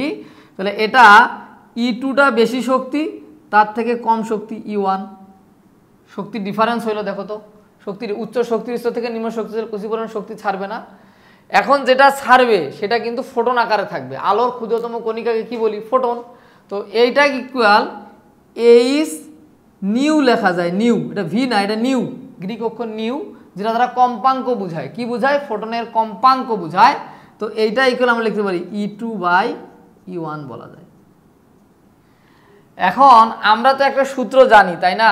আমরা একটা সূত্র জানি না যে আলোর বেগ c = f ল্যামডা, অর্থাৎ v = যেমন n ল্যামডা, যেটাকে বলি আমরা v = যেটা আমরা কি বলি n ল্যামডা বা f ল্যামডা, এখানে নিউ ল্যামডা বলবো আমরা, নিউ ল্যামডা বলবো কম্পাঙ্ক। এটাকে কি বলবো আমরা? তরঙ্গের ক্ষেত্রে v = f ল্যামডা, যেমন আমরা বলতে পারি তরঙ্গের ক্ষেত্রে v = কি ল্যামডা? f lambda. তখন এখানে f কি? কম্পাঙ্ক, এখানে নিউ দ্বারা প্রকাশ করব। তাহলে আমরা যদি নিউ দ্বারা ফোটনের কম্পাঙ্ককে প্রকাশ করি c/ল্যামডা, না মানটা কি আসে দেখো তো? কম্পাঙ্ক c নিউ = c/ল্যামডা। তাহলে আমরা অনেক সময় সমীকরণটাকে এইভাবে দেখব, h = c/ল্যামডা, c/ল্যামডা E2 - E1। এই সমীকরণে অনেক সময় আমাদের অঙ্ক করতে কাজে লাগবে। ইলেকট্রন যদি উচ্চ শক্তির স্তরে থেকে নিম্ন শক্তির স্তরে আসে তখন শক্তি কি করে? ছেড়ে দেয়। শক্তি কি করে? ছেড়ে দেয়। তো যেটুক শক্তি ছেড়ে দেয় সেটাকে আমরা বলবো E2 থেকে E1 বিয়োগ করে শক্তি ছেড়ে দেয়। এই শক্তিটাকে অনেক সময় আমরা ফোটন আকারে চিন্তা করতে পারি। আলোর ক্ষুদ্রতম কণিকাকে কি বলে? ফোটন বলে। আলোর ক্ষুদ্রতম কণিকাকে কি বলে? ফোটন বলে বা বিকিরিত শক্তি বলি। তো আমরা তরঙ্গের ক্ষেত্রে কি জানি যে v = f ল্যামডা, এখানে v থাকলো ভির পরিবর্তে আলোর বেগকে আমরা সি দ্বারা প্রকাশ করলাম। আলোর বেগকে কি দ্বারা প্রকাশ করলাম? সি দ্বারা। সি সমান সমান নিউ ল্যামডা। তো নিউ মানে হচ্ছে কি বলতো? নিউ হচ্ছে কম্পাঙ্ক। নিউ মানে কি? কম্পাঙ্ক। তো কম্পাঙ্ক এফ সমান সমান বা নিউ সমান সমান সি ভাগ ল্যামডা। এই মানটা জাস্ট এখানে নিউর জায়গায় বসাই দিয়েছি। এটা হচ্ছে তাহলে এই কথাটা বলা আছে যখন উচ্চ শক্তির স্তর হতে নিম্ন শক্তির স্তরে যায় তখন শক্তি বিকিরণ হয়। তো ব্যাপারটা বুঝতে পারছো তো? যদি নিম্ন শক্তির একটা নির্দিষ্ট কক্ষপথে যখন ঘুরবে তখন শক্তির কম বেশি হওয়ার কোনো সুযোগ নাই। নিম্ন শক্তির স্তরে উচ্চ শক্তির স্তরে গেলে শক্তি শোষণ করে নিয়ে ইলেকট্রনগুলো সামনের দিকে যাবে, উপরের দিকে যাবে, আবার উপর থেকে যখন নিচের দিকে আসবে তখন শক্তি শোষণ করবে, বিকিরণ করবে। তো এই যে যেটুক আলো বিকিরণ করলো এটাকে আমরা নিউ বলতেছি। নিউ কি বলতেছি? নিউ। এই যে যেটুকু আলো বিকিরণ করলো এটাকে বর্ণালীতে ধরলে আমরা পারমাণবিক বর্ণালী তৈরি করতে পারবো। তো আশা করি তোমরা শক্তির বিকিরণ সম্পর্কিত বোরের পরমাণু মডেলটা সম্পর্কে একটা বেসিক আইডিয়া পেয়েছো। এখন আমরা দেখব বোরের পরমাণু মডেলের সীমাবদ্ধতা নিয়ে। তো দেখো বোরের পরমাণু মডেলের সীমাবদ্ধতায় কি কি বলা আছে দেখো। একাধিক ইলেকট্রন বিশিষ্ট পরমাণু বা আয়নের বর্ণালী ব্যাখ্যা করা যায় না। অর্থাৎ একটা যদি পরমাণু থাকে, এক ইলেকট্রন বিশিষ্ট পরমাণু যদি থাকে তাকে ব্যাখ্যা করা গেলেও একাধিক পরমাণু বা আয়নের বর্ণালী ব্যাখ্যা করতে পারে না। অর্থাৎ একটা পরমাণুর মধ্যে যদি একটা ইলেকট্রন থাকে তাকে ইজিলি কি করা যায়? একাধিক ইলেকট্রন বসে পরমাণু ব্যাখ্যা করা। একটা ইলেকট্রন থাকলে তাকে ইজিলি ব্যাখ্যা করা যায়, কারণ এ কখনো উপর থেকে নিচে আসবে, নিচ থেকে উপরের দিকে যাবে, এটা ইজিলি কি করা যাচ্ছে? ব্যাখ্যা করা যাচ্ছে। এটা কিন্তু ব্যাখ্যা করা যাচ্ছে নিচ থেকে। আমি চিত্রটা বড় করে আঁকাই তাহলে বুঝতে সুবিধা হবে। একটু আগে তো আমরা আলোচনা করে আসলাম যে একটা ইলেকট্রন যদি থাকে সেটা উপর থেকে নিচে আসলে শক্তি ছেড়ে দিয়ে নিচে আসবে, আবার নিচ থেকে উপরে গেলে শক্তি নিয়ে উপরে যাবে। তো এটা ইজিলি ব্যাখ্যা করা যায় একটা ইলেকট্রনের ক্ষেত্রে। যদি এরকম একাধিক ইলেকট্রন পরমাণুর মধ্যে থাকে তাকে কিন্তু ইজিলি কি করা যায় না? একাধিক ইলেকট্রন বিশিষ্ট পরমাণুর বর্ণালী ব্যাখ্যা করতে কিন্তু পারে না। ভালো করে দেখছো? তো আমরা যদি দেখি যে কোন কোন বর্ণালীগুলো ব্যাখ্যা করতে পারবে। হাইড্রোজেন যার মধ্যে একটা ইলেকট্রন থাকে, হিলিয়াম প্লাস একটা ইলেকট্রন চলে গেছে, প্লাস মানে কি? একটা ইলেকট্রনের ঘাটতি, কিছুক্ষণ আগে আমরা আলোচনা করছি। তারপরে লিথিয়াম মানে কি? লিথিয়াম +2, তার মানে এগুলোর মধ্যে দেখো একটা করে ইলেকট্রন আছে। অর্থাৎ এই বর্ণালীগুলো ব্যাখ্যা করতে পারে। এই পরমাণু বা আয়ন বিশিষ্ট ইলেকট্রন অর্থাৎ একটা করে ইলেকট্রন এদের গায়ে আছে। লিথিয়াম 3টা ইলেকট্রন আছে, তো 2টা চলে গেছে, তাহলে আছে কয়টা? একটা। বেরিলিয়ামের গায়ে কয়টা ইলেকট্রন আছে? 4টা, একটা চলে গেছে, 3টা চলে, এটা হচ্ছে তোমার 4, বেরিলিয়াম 3 হবে, এখানে 3 হবে, তাই তো বলি, এখানে 3 হবে। 3টা ইলেকট্রন চলে গেছে, একটা ইলেকট্রন আছে। অর্থাৎ এইটা ইজিলি ব্যাখ্যা করা যাবে, কারণ এদের গায়ে কয়টা করে ইলেকট্রন আছে ভালো করে দেখো। এদের গায়ে ইলেকট্রন আছে কিন্তু একটা, ঠিক আছে। আর এদের প্রত্যেক, এটা ইলেকট্রন 0, এর গায়ে ইলেকট্রন কয়টা? 2টা। এর গায়ে ইলেকট্রন কি দেখো, 2টা ইলেকট্রন কি হয়ে গেছে? এর গা থেকে চলে গেছে, 2টাই চলে গেছে, ইলেকট্রন 0। লিথিয়ামের গায়ে ইলেকট্রন 3টা। তো এগুলো আমরা বুঝতেছি আশা করি। তো এগুলো ব্যাখ্যা করা যায়, কিন্তু এগুলো কি করা যায় না? ব্যাখ্যা করা যায় না। অর্থাৎ একাধিক ইলেকট্রন বিশিষ্ট পরমাণু বা আয়নের বর্ণালী ইজিলি কি করা যায়? ব্যাখ্যা করা যায়। তুমি ভালো করে দেখো, এদের সবার গায়ে একটা ইলেকট্রন আছে, আর এদের একের অধিক ইলেকট্রন আছে এদের গায়ে, এই জন্য ওদেরকে ব্যাখ্যা করা যায় না। এদেরকে ইজিলি কি করা যায়? ব্যাখ্যা করা যায়। এটা একটা সীমাবদ্ধতা। এদেরকে যেহেতু ব্যাখ্যা করা যাচ্ছে না, তাহলে এটা একটা কি? সীমাবদ্ধতা। আচ্ছা, মোট কৌণিক ভরবেগ L = NH/2π এ মানের কারণ ব্যাখ্যা করতে পারে না। অর্থাৎ এমনিই বলে দিছে যে ইলেকট্রন কোনো কক্ষপথে ঘুরবে, এই মানটা কি? NH/2π, কিন্তু এ কি কারণে NH/2π এটা ব্যাখ্যা করার কোনো কারণ নাই, সে ব্যাখ্যা করতে পারে না। এটা হচ্ছে আর একটা দুর্বলতা বা সীমাবদ্ধতা। এরপর আমরা যদি দেখি, একটু বোর্ডে তাকাও, জিম্যান প্রভাব, ভেরি ভেরি ইম্পর্টেন্ট। এটা জিম্যান প্রভাব, এই কথাটা একটু মাথায় রাখবা। তো ইলেকট্রন যখন নিম্ন শক্তির স্তর হতে উচ্চ শক্তির স্তরে যায়, অথবা উচ্চ শক্তির স্তর থেকে নিম্ন শক্তির স্তরে আসে, তখন ইলেকট্রন শক্তি কিন্তু বিকিরণ করে। আমরা জানি ইলেকট্রন শক্তি কি করে? কিছু পরিমাণ শক্তি কি করে? বিকিরণ করে। তো তখন এখানে যদি আমরা বর্ণালী ধরি, তখন এখানে একগুলো রেখা পাওয়া যায়। এখানে কি পাওয়া যায়? একটা করে রেখা পাওয়া যায়। ইলেকট্রন যদি নিম্ন শক্তির স্তর হতে উচ্চ শক্তির স্তরে আসে, তখন আমরা এখানে একটা সূক্ষ্ম রেখা পাই। বর্ণালী ধরলে একটা রেখা পাই, প্রিজম ধরলে একটা কি পাই? একটা রেখা পাই। দেখো, তো চৌম্বক ক্ষেত্রের প্রভাবে বর্ণালী রেখাগুলো, এরকম বর্ণালী যে রেখাগুলো তৈরি হবে, এখানে আরও যদি অনেকগুলো রশ্মি থাকে, রেখাগুলো আরও সূক্ষ্ম রেখায় বিভক্ত হয়ে পড়ে, তখন একে জিমেন প্রভাব বলে। বোরের পরমাণু মডেল এটা ব্যাখ্যা করতে পারে না। অর্থাৎ আমরা যদি এই যে ইলেকট্রন উচ্চ শক্তির স্তর হতে নিম্ন শক্তির স্তরে আসলো, কিছু শক্তি ছেড়ে দিল, এটাকে প্রিজমের মধ্যে দিলে একটা বর্ণালী তৈরি হবে। সেই বর্ণালীটা একটা রেখা দেখতে পাবো আমরা। কয়টা রেখা দেখতে পাবো? একটা। কিন্তু পাওয়ার কথা, কিন্তু যখন চৌম্বক ক্ষেত্রের প্রভাবে, এই যে এখানে কথাটা মাথায় রাখবো, চৌম্বক ক্ষেত্রের প্রভাবে বর্ণালী রেখাগুলো আরও সূক্ষ্ম রেখায় বিভক্ত হয়ে পড়ে, মানে আরও খণ্ড খণ্ড আকারে, একটা না দেখে এরকম খণ্ড খণ্ড আমরা দেখতে পাই চৌম্বক ক্ষেত্রের প্রভাবে, যাকে বলা হচ্ছে জিমেন প্রভাব। কি প্রভাব? জিমেন প্রভাব। বোরের পরমাণু মডেল এই জিমেন প্রভাবটা ব্যাখ্যা করতে পারে না। আবারও বলছে দেখো স্টার্ক প্রভাব কি। স্টার্ক প্রভাব এটা একটু দেখো, ভালো করে খেয়াল করো, স্টার্ক প্রভাবটা কি জিনিস একটু দেখো। তড়িৎ ক্ষেত্র, এটা চৌম্বক ক্ষেত্র, কিন্তু এটা কি ক্ষেত্র নিয়ে কাজ হয়েছে? চৌম্বক ক্ষেত্র নিয়ে। এখানে তড়িৎ ক্ষেত্রের প্রভাবে বর্ণালী রেখাগুলো আরও সূক্ষ্ম রেখায় বিভক্ত হয়ে পড়ে, যাকে স্টার্ক প্রভাব বলে। অর্থাৎ আমরা যদি ইলেকট্রন উচ্চ শক্তির স্তরে নিম্ন শক্তির স্তরে আসে, ইলেকট্রন কিন্তু শক্তি কিন্তু ছেড়ে দেয়। এখন প্রিজম ধরলে এখানে একটা আমরা বর্ণালী পাওয়ার কথা, একটা রেখা পাওয়ার কথা, একটা রেখা পাওয়া, এরকম একটা রেখা পাওয়ার কথা। কিন্তু এখানে তড়িৎ ক্ষেত্র বা বিদ্যুৎ ক্ষেত্রের প্রভাবে এই রেখাগুলো সূক্ষ্ম সূক্ষ্ম রেখায় আরও ভেঙে পড়ে, রেখাগুলো আরও অনেক সূক্ষ্ম সূক্ষ্ম রেখা হয়ে যায়, মানে আরও ক্ষুদ্র ক্ষুদ্র রেখা ওখান থেকে তৈরি হয়। তো এটা কেন হয় এই ব্যাখ্যা কিন্তু বোরের পরমাণু মডেল করতে পারে না। এই দুটো কিন্তু খুবই ইম্পর্টেন্ট। জিমেন প্রভাব কি, স্টক প্রভাব কি। তাহলে চৌম্বক ক্ষেত্রের প্রভাবে বর্ণালী রেখাগুলো আরও সূক্ষ্ম রেখায় ভেঙে যায়, যাকে বলা হচ্ছে জিমেন প্রভাব। আবার তড়িৎ ক্ষেত্রের প্রভাবে বর্ণালী রেখাগুলো আরও যে সূক্ষ্ম রেখায় ভেঙে যায় তাকে বলি আমরা স্ট্রাক প্রভাব। তো এইগুলো বোরের পরমাণু মডেলের মধ্যে কি ছিল? সীমাবদ্ধ ছিল। তো আশা করি তোমরা এই বিষয়গুলো সুন্দর করে বুঝতে পেরেছো। সুপ্রিয় শিক্ষার্থীরা, এখন আমরা তোমাদের সাথে খুবই গুরুত্বপূর্ণ একটা টপিকস নিয়ে আলোচনা করব। সেটা হচ্ছে দেখো, পরমাণুর শক্তি স্তরে ইলেকট্রন বিন্যাস নিয়ে কথা বলবো। অর্থাৎ একটা পরমাণুর ভিতরে ইলেকট্রনগুলো কিভাবে সাজানো থাকে সেটা নিয়ে এখন আমরা বিস্তারিত কথাবার্তা বলবো। তাহলে দেখো, পরমাণুর শক্তি স্তরে ইলেকট্রন বিন্যাস, এই বিষয়টা নিয়ে আমরা এখন বিস্তারিত আলোচনা করব। তো আমি তোমাদেরকে একদম বেসিক লেভেল থেকে কথাগুলো বলবো, সো তোমরা সুন্দরভাবে বিষয়টা বোঝার চেষ্টা করো। মনে করো আমি একটা এখানে পরমাণু নিলাম, এই ক্ষুদ্র একটা পরমাণু, তাই তো? এখন এই পরমাণুটাকে যদি আমরা জুম করি, তো জুম করলে আমি এরকম একটা কিছু পাবো, এটা একটা পরমাণু, এটা পরমাণু। তো এখন বিজ্ঞানী রাদারফোর্ড কি দেখছে বলো তো? যে পরমাণুর একটা কেন্দ্র আছে, যার নাম কি দিয়েছে? নিউক্লিয়াস।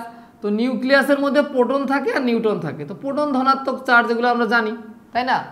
এখন পরমাণুর বাইরের স্তরে এরকম অনেকগুলো স্তর থাকে। এই স্তরগুলোকে কি বলে বলো তো? আমরা যে রাদারফোর্ডের পরমাণু মডেল, বোরের পরমাণু মডেল থেকে শিখে আসছি, এগুলোকে বলে কক্ষপথ। কি বলে? কক্ষপথ। এরকম অনেকগুলো কক্ষপথ বা লেয়ার থাকে, তাই তো? তো এই লেয়ারগুলোর মধ্যে কে থাকে বলো তো? এই লেয়ারগুলোর মধ্যে থাকে ইলেকট্রন। এই ইলেকট্রন থাকে, এগুলোর মধ্যে থাকে ইলেকট্রন, তাই তো? এরকম না বিষয়টা? হ্যাঁ। তো এখন একটা পরমাণুর ভিতরে ইলেকট্রনগুলো কিভাবে সাজানো আছে বা সাজানো থাকে সেটা নিয়েই কিন্তু এখন আমি বিস্তারিত আলোচনা করব। তাহলে একটা পরমাণুর ভিতরে যে অনেকগুলো কক্ষপথ আছে, এগুলোকে কি বলা হয় বলো তো? এগুলোর নাম আমরা জানি, এগুলোর নাম হচ্ছে কক্ষপথ, তাই তো? কক্ষপথ, অরবিট, অরবিট, এর নাম প্রধান কোয়ান্টাম সংখ্যা, প্রধান কোয়ান্টাম সংখ্যা। আগে বোঝার চেষ্টা করো, প্রধান কোয়ান্টাম সংখ্যা। একে আরেকটা নামে ডাকা যায় প্রধান শক্তি স্তর, প্রধান শক্তি স্তর। তারপরে ডাকা যায় হচ্ছে শেল নামে ডাকা যায়, শেল।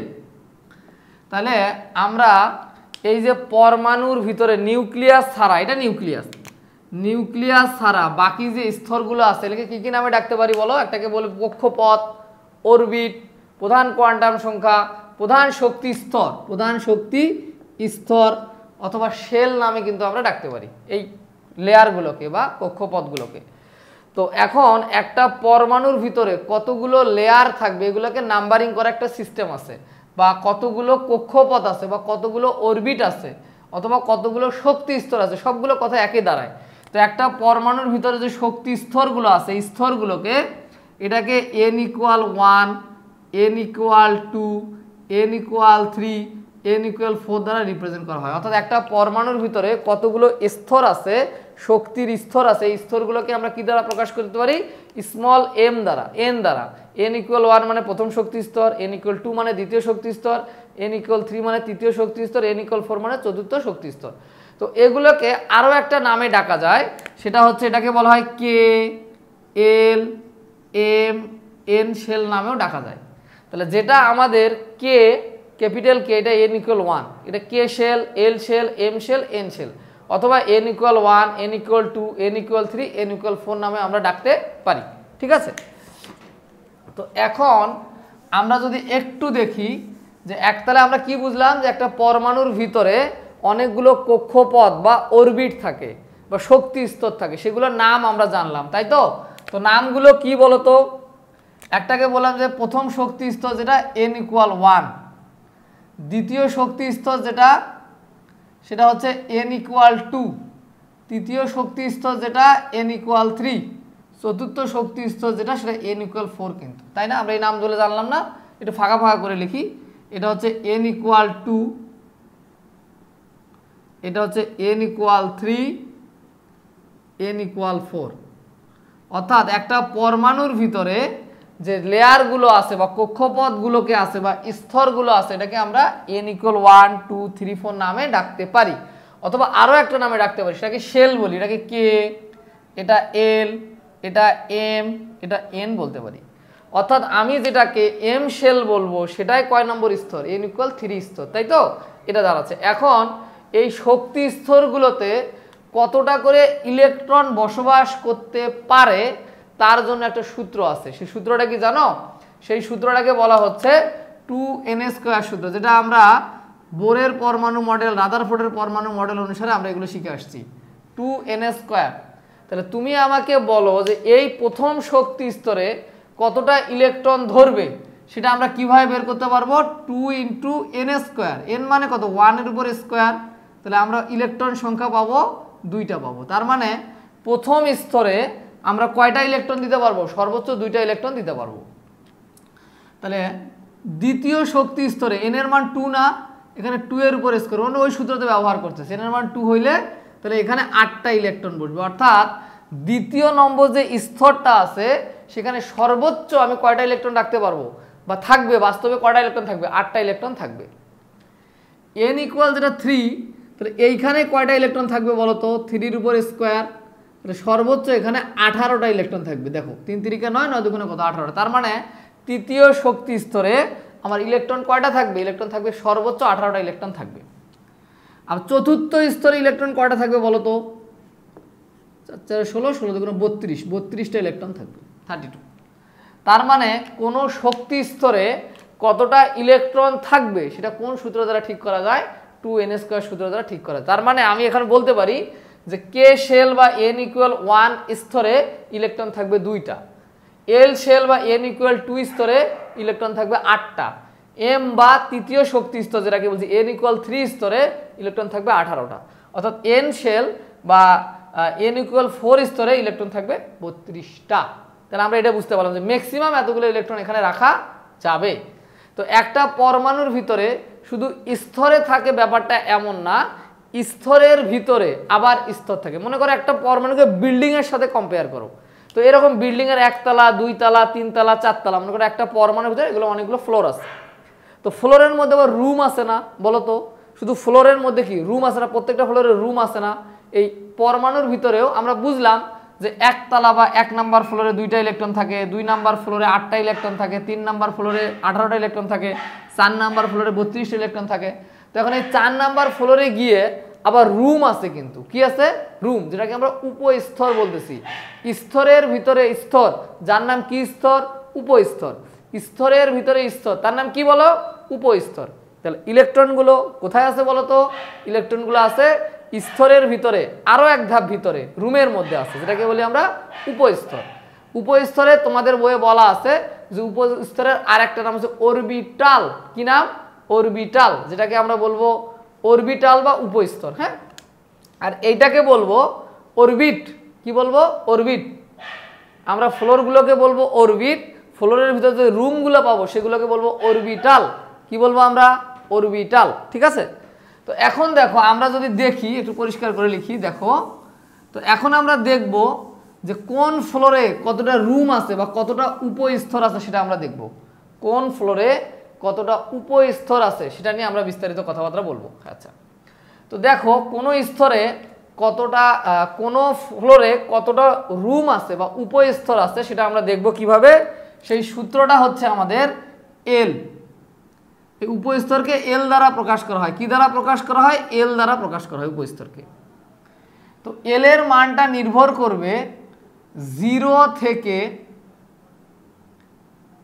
n-1 পর্যন্ত। সূত্রটা কি বলো? 0 থেকে n-1 পর্যন্ত। এই কথাটা একটু বুঝতে হবে, পর্যন্ত। তো আমি যদি বলি তোমাদেরকে, ঠান্ডা আমাদের একটু বোঝার চেষ্টা করো, যে আমি সাপোজ আমি 4 তলায় আছি, বললাম আমি হেলিকপ্টার দিয়ে 4 তলায় নামছি। এখন আমি দেখবো 4 তলায় রুম কয়টা, আগে বোঝার চেষ্টা করো আমার কথাগুলো। তো আমি হেলিকপ্টার দিয়ে এসে বিল্ডিং এর ছাদের 4 তলায় নামছি, তো এখন দেখবো যে 4 তলায় আসলে রুম কয়টা। তো দেখো তো স্টার্টিংটা হবে 0 দিয়ে, স্টার্টিংটা কি দিয়ে হবে? 0 দিয়ে। আর শেষ হবে n-1, তার মানে 4-1, তার মানে 3। বুঝতেছো? স্টার্টিংটা হলো 0 দিয়ে আর শেষটা হবে কত? n-1, অর্থাৎ 4-1, 3 না?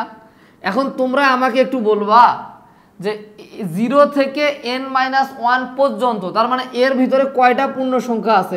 1 2, দুইটা পূর্ণ সংখ্যা নাই এর ভিতরে। 0 এবং 3 এর মাঝখানে কয়টা পূর্ণ সংখ্যা আছে? 3টা, 2টা। তার মানে হচ্ছে আমরা বলতে পারি যে 4 নাম্বার ফ্লোরে রুম কয়টা বলো তো? 4 নাম্বার ফ্লোরের রুম কিন্তু এই 4টা রুম। কয়টা রুম? 4টা রুম। এটা 0, একটা 1, একটা 2, একটা 3। এখন আমি আস্তে করে সিঁড়ি দিয়ে 3 তলায় চলে আসলাম। এখন আমি 3 তলায় এসে দেখবো রুম কয়টা, খুঁজবো। তো স্টার্টিংটা হবে 0 দিয়ে, স্টার্টিংটা কি দিয়ে হবে? যে 0 স্টার্টিং। শেষটা কি? n-1, অর্থাৎ 3-1, তার মানে শেষটা হচ্ছে 2। শেষটা কি বলো? 2। তার মানে তুমি যদি বলো 0 আর 2 এর মাঝখানে কত আছে? একটা পূর্ণ সংখ্যা 1। 0 আর 2 এর মাঝখানে একটা পূর্ণ সংখ্যা আছে, সেটা কত? 1। তাহলে 0 থেকে 2 পর্যন্ত, তার মানে 1টা এখানে চলে আসবে। আচ্ছা, আমি এবার সিঁড়ি দিয়ে আরেকটু নিচে নামলাম। তো নিচে 2 নাম্বার ফ্লোরে এসে বললাম রুম কয়টা? তখন স্টার্টিংটা হবে 0, শেষটা হবে 2-1, তার 1। তো 0 আর 1 এর মাঝখানে কোনো পূর্ণ সংখ্যা নাই। এখন আমি 1 নাম্বার ফ্লোরে আসি ভাইয়া। কয় নাম্বার ফ্লোরে আসি? 1 নাম্বার ফ্লোরে। নিচে চলে আসছি, উপর থেকে নিচে আসতেছি। তো আমি যদি 1 নাম্বার ফ্লোরে রুম কয়টা? তো 1 নাম্বার ফ্লোরের রুম স্টার্টিংটা 0, শেষটাও 0। স্টার্টিংটাও 0, দুইটা 0 আমরা লিখবো না, আমরা লিখবো 1।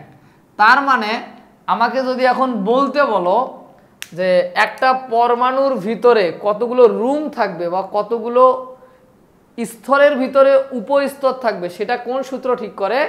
0 থেকে n-1, এটাকে বলি আমরা উপস্তর বা সহকারী কোয়ান্টাম সংখ্যা। ঠিক আছে? তো তোমরা আমার এই চ্যানেলে, গ্রিন অনলাইন স্কুল চ্যানেলে, তোমরা কোয়ান্টাম সংখ্যার উপর স্পেশালি একটা ভিডিও পাবা। তোমরা এই ক্লাসটা অবশ্যই ফলো করবা সবাই। তো ওই ক্লাসটা করলে তোমাদের এই কনসেপ্টগুলো আরও ক্লিয়ার হবে। তার মানে এখন যদি আমি একটু সাজায়া বলি, আমি আস্তে করে একটা বিল্ডিংয়ে ঢুকলাম, এই একটা বিল্ডিংয়ে গেলাম, মনে করো একটা নিউক্লিয়াস, এটা 1 নাম্বার ফ্লোর। তো 1 নাম্বার ফ্লোরে গিয়ে দেখতেছি রুম হচ্ছে 0টা না, মনে করো একটা ফ্লোরে গেট দিয়ে তুমি ঢুকে দেখলা চারপাশে বাউন্ডারি ওয়াল দেওয়া। তো বাউন্ডারি ওয়ালটা পুরোটা গ্যারেজ, যেটাকে আমরা গ্যারেজ বলি বা পার্কিং বলি, মনে করো এটা পুরোটা মিলে একটা রুম। 0 না, এটাকে বুঝবো আসলে কয়টা রুম? একটা রুম, পুরোটা ফ্লোরটা একটা রুম। এটাকে এইভাবে চিন্তা করবো, বাউন্ডারি ওয়াল দেওয়া শুধু। ঠিক আছে? এখন আমি 2 তলায় উঠলাম, আস্তে করে সিঁড়ি দিয়ে কয় তলায় উঠলাম? 2 তলায়। তো 2 তলায় উঠে দেখতেছি 2টা রুম, একটা 0, একটা 1 রুম। কি রুম পাচ্ছি? একটা 0, একটা 1 রুম। আমি আস্তে করে সিঁড়ি দিয়ে 3 তলায় যখন উঠলাম, তখন দেখলাম 3 তলায় উঠে দেখলাম রুম কয়টা? প্রথমটা 0, একটা 1, একটা 2। তার মানে এখানে কয়টা রুম? টোটাল 3টা হচ্ছে রুম। আমি যখন 4 তলায় উঠলাম, তখন দেখলাম 4 তলায় রুম কয়টা? 4 তলায় রুম কিন্তু হচ্ছে 4টা। অর্থাৎ প্রত্যেকটা ফ্লোরের এগেইনস্টে রুম আছে, প্রত্যেকটা ফ্লোরের এগেইনস্টে কি আছে? রুম আছে। সেই কথাগুলো এখানে বলা আছে। রুম সংখ্যা বের করবা কেমনে? 0 থেকে n-1 পর্যন্ত। তাহলে এই যে প্রথমটা হবে 0, শেষটা হবে n-1। তো n-1 মানে কি? n-1 মানে বুঝতে হবে যে লাস্টেরটা হচ্ছে এই যে 3-1, 4-1, অর্থাৎ 3, এর মাঝখানে যতটা পূর্ণ সংখ্যা আছে এইটা। তো আমরা বুঝলাম যে কোন ফ্লোরে কয়টা রুম আছে, এটা কোন সূত্র ঠিক করে দিচ্ছে? এটা 0 থেকে n-1, এই সূত্রটা কিন্তু ঠিক করে দিচ্ছে। ঠিক আছে? তো এখন আমরা ফ্লোরসে রুম সংখ্যা পেয়ে গেলাম। এখন আমি এটাকে একটু সাজাই লিখবো। হ্যাঁ, একটু সাজাই লিখবো, তোমরা এতটুকু সুন্দর করে উঠায় রাখো। তো এখন আমি জাস্ট এই সংখ্যাগুলোকে এইভাবে না লিখে আমি একটু এই দিকে পরিষ্কার করে লিখতে চাচ্ছি। হ্যাঁ, পরিষ্কার করে লিখতে চাচ্ছি। তো দেখো কি দাঁড়ায়। এখন আমি বলতে চাচ্ছি যে n এর মান l এর মান 0 থেকে n-1 পর্যন্ত, এখানে কিন্তু 0, l এর মানটা এখানে কত বলো তো? প্রথমটা 0, লাস্টেরটা 1 পাইছিলাম, নিচে নিচে লিখতেছি আর কিছুই না। l ইকুয়াল 3 তে কত আসতেছে বলো তো? 3 নাম্বার স্তরে 0 1 2 আমরা তাই পাইছিলাম, আমি নিচে নিচে লিখতেছি। আর n ইকুয়াল 4 এ কত পাচ্ছিলাম? l এর মানটা পাচ্ছিলাম 0 1 2 3 এরকম পাচ্ছিলাম, যেটাকে আমরা n স্তর বলতেছিলাম, n স্তর। ঠিক আছে, তো এখন তোমরা একটু ঠান্ডা মাথায় যদি আমার কথাগুলো বোঝো, আমরা ওই দিকের লাইনগুলো না লিখে এইদিকে নিচে নিচে লিখছি কেন? একটু বোঝার সুবিধার জন্য। এখন ভাইয়া তুমি আমাকে একটু আস্তে করে বলো তো, যে আমি যখন এই রুমগুলোর এখন আমি নাম দিব, রুমগুলোর এখন কি দিব? আমি নাম দিব। তো এখন রুমগুলোর নাম দেওয়া যাবে এরকম। প্রথমে আমরা দেখব এল এর মানের উপর এদের নাম আছে। তো এল এর মানটা 0 হইতে পারে, 1 হইতে পারে, 2 হইতে পারে, 3 হইতে পারে। এল এর মান 0।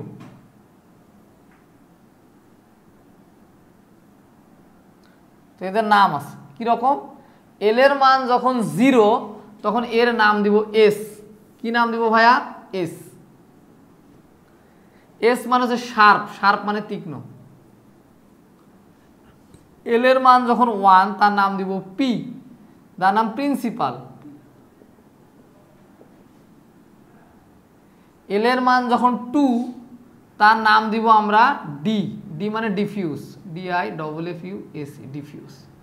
আর এল এর মান 3 হলে তার নাম দিব এফ, যার নাম হচ্ছে ফান্ডামেন্টাল। তো এগুলো আমরা জাস্ট রুমগুলোর নাম দিব। হ্যাঁ, রুমগুলোর আমরা কি দিব? নাম দিব, শার্প, প্রিন্সিপাল, ডিফিউজ, ফান্ডামেন্টাল। এখন আমরা ক্ষার ধাতু চিনি কিনা জানি না। মনে করো সোডিয়াম একটা ক্ষার ধাতু, পানির সাথে বিক্রিয়া করে ক্ষার বানায়। তো এদের উপর বিজ্ঞানীরা আলো ফেলছে, আলো ফেলার পর এখান থেকে 4 ধরনের রেখা তৈরি হয়েছে। ক্ষার ধাতুগুলোর উপর আলো ফেলানোর পর ওখান থেকে 4 ধরনের রেখা বের হয়েছে। একটা রেখা খুবই তীক্ষ্ণ আলোক রশ্মি, যার নাম শার্প। একটা প্রধান রেখা বের হয়ে গেছে, যার নাম প্রিন্সিপাল। একটা আলোক রশ্মি চারিদিকে ছড়ায় ছিটায় যাচ্ছে কিছু আলোক, যাকে ডিফিউজ, মানে এলোমেলো হয়ে যাচ্ছিল, বিক্ষিপ্ত হয়ে যাচ্ছিল। আর কিছু মৌলিক রেখা পাইছিলাম, যার নাম ফান্ডামেন্টাল। তাহলে এই যে ক্ষার ধাতুগুলোর উপর আলো ফেলানোর পর এখান থেকে 4 ধরনের আলোক রশ্মি বের হয়, একটা শার্প, প্রিন্সিপাল, ডিফিউজ, ফান্ডামেন্টাল। তো ওইখান থেকে SPDF নাম রাখা হয়েছে। এখন আমরা রুমগুলোর নাম্বারিং করব, নাম দিব। রুমগুলোর কি দিব? নাম দিব। তাহলে 1 নাম্বার ফ্লোরের রুমটাকে আমরা এস বলে ডাকবো, কারণ এল এর মান 0 হলে তার নাম কি? এস। 2 তলার রুমটাকে আমরা এস, আর 1 হলে তাকে পি বলে ডাকবো। 3 তলার রুমটাকে বলবো আমরা SPD বলতেছি, আমরা রুমের নাম দিচ্ছি ভাইয়া। 4 তলার রুমগুলোকে নাম দিচ্ছি, দেখো এটা তো এল এর মান, তাই না? SPDF। এখন আমরা রুমগুলোর নাম দিলাম, রুমগুলোর কি দিলাম? নাম দিলাম, SPDF নামকরণ করলাম। এখন আমাকে কেউ জিজ্ঞেস করতেছে, বিল্ডিংয়ের নিচে আমি দাঁড়ায় আছি, কেউ আমাকে বলে এই তুই কত নম্বর রুমে থাকিস? তাই বললাম আমি এস নম্বর রুমে থাকি। এস, তো দেখো তো প্রত্যেক ফ্লোরে এস আছে না? তাহলে এটা দ্বারা কি বোঝা যায় যে আমি কোন ফ্লোরে আছি? আমার এক্স্যাক্ট লোকেশন বোঝা যায় না। তাহলে যেমন তোমরা অনেক বাসা বাড়িতে দেখবা 101, 201, 301, এটা দ্বারা কি বোঝায়? যে 101 মানে নিচতলার 1 নাম্বার রুম, 201 মানে 2 তলার 1 নাম্বার রুম, 301 মানে 3 তলার 1 নম্বর রুম। তেমনি আমরা এই এস রুম বললে আসলে বোঝা যাবে না আমি কোন নম্বর ফ্লোরে থাকি, সেজন্য তার আগে আমাকে এই ফ্লোর সংখ্যাগুলো লাগাই দিতে হবে, স্তর সংখ্যাগুলো কি করতে হবে? লাগাই দিতে হবে। তাহলে আমি বলতে পারবো আমি 1S নাম্বার রুমে থাকি, তখন বোঝা যাবে আমি 1 নাম্বার ফ্লোরের এস নাম্বার রুমে থাকি। তাহলে এটা যেহেতু 2 নাম্বার স্তর, 2 তলা, এই জন্য 2 লাগাই দিব। এটা যেহেতু 3 তলা, সেজন্য 3 লাগাই দিব, 3 লাগাই দিব। এটা যেহেতু 4 তলা, এই জন্য 4S, 4P, 4D, 4F লাগাই দিব। তাহলে এখন কিন্তু আমি অনায়াসেই বলতে পারবো এই তুই কোথায় থাকিস? আমি বলবো আমি 2P-তে থাকি। তার মানে বোঝা যাচ্ছে আমি P নাম্বার রুমে থাকি, বাট এটা কয় তলায়? 2 তলায়। আমাকে যদি বলা হয় আমি 4D নম্বর রুমে থাকি, তাহলে আমি 4 তলায় D নম্বর রুমে থাকি। তাহলে এই যে ইলেকট্রনগুলো রুম নাম্বারিং আমরা করে ফেললাম। আমরা কি করে ফেললাম? ইলেকট্রনগুলো কত নম্বর রুমে আছে সেটা আমরা বের করলাম, অর্থাৎ উপশক্তি স্তর বা অরবিটালের আমরা নাম দিয়ে ফেললাম। কি দিয়ে ফেললাম? নাম দিয়ে ফেললাম। তো নামগুলো ওইখান থেকে আসছে, শার্প, প্রিন্সিপাল, ডিফিউজ, ফান্ডামেন্টাল এখান থেকে আসছে। তো এখন চলো এই উপস্তরগুলোর মধ্যেই তো ইলেকট্রন থাকে, তাই না? উপস্তরগুলোর মধ্যেই কে থাকে এরকম আমি একটু বলে নিই। দেখো, মনে করো এইটা হচ্ছে নিউক্লিয়াস, এটা প্রথম উপস্তর, এটা 1s, এটা দ্বিতীয় শক্তি স্তর যার রুম নাম্বার কি বলতো 2s 2p, কারণ এটা দ্বিতীয় স্তর। আমরা একটু ভিতরে চলে যাচ্ছি। তৃতীয় স্তরে কি কি থাকে? 3s 3p 3d। চতুর্থ স্তরে কি কি থাকে বলতো 4s 4p 4d 4f এরকম থাকে। তার মানে স্তরের ভিতরে আমরা রুম দেখতে পাচ্ছি। স্তরের ভিতরে আমরা কি দেখতে পাচ্ছি? রুম। এটা 1 নম্বর ফ্লোরের 1s, এটা 2 নম্বর ফ্লোরের রুম, এটা 3 নম্বর ফ্লোরের রুম, এটা 4 নম্বর ফ্লোরের রুম। এখন এই স্তরগুলোর মধ্যেই ইলেকট্রন থাকে। এই উপস্তরগুলোর মধ্যে কি থাকে? রুমের মধ্যে কি থাকে? ইলেকট্রন থাকে। তো ইলেকট্রনগুলো পরমাণুর ভিতরে কিভাবে সাজানো আছে, ইলেকট্রনগুলো একটা পরমাণুর ভিতরে কিভাবে সাজানো আছে এটার জন্য একটা নিয়ম আছে যাকে আমরা বলি আফবাউ নীতি। কি নীতি? আফবাউ নীতি। আমি একটু লিখে দিই, তোমরা লেখো সুন্দর করে। আফবাউ নীতি। এখন একটা পরমাণুর ভিতরে তো ইলেকট্রনগুলো এমনি এমনি সাজানো নাই, কোনো একটা সূত্রের সাহায্যে সাজানো আছে। সেই সূত্রটাকে আমরা বলবো আফবাউ নীতি। এই নীতিটা কি? তো ইলেকট্রন সমূহ, একটু লিখে ফেলো, ইলেকট্রন, এটা তোমাদের বইয়েও আসছে, জাস্ট নীতির কথাটা বলা নাই, কিন্তু এই কথাটাই বলা আছে। ইলেকট্রন সমূহ নিম্ন শক্তির স্তর হতে উচ্চ শক্তির স্তরে, ইলেকট্রন সমূহ নিম্ন শক্তির স্তর হতে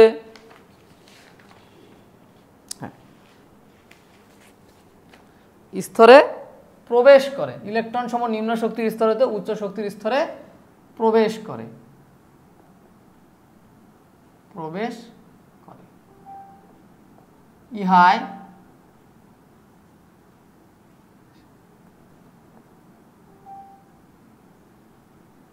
ইহাই আফবাউ নীতি।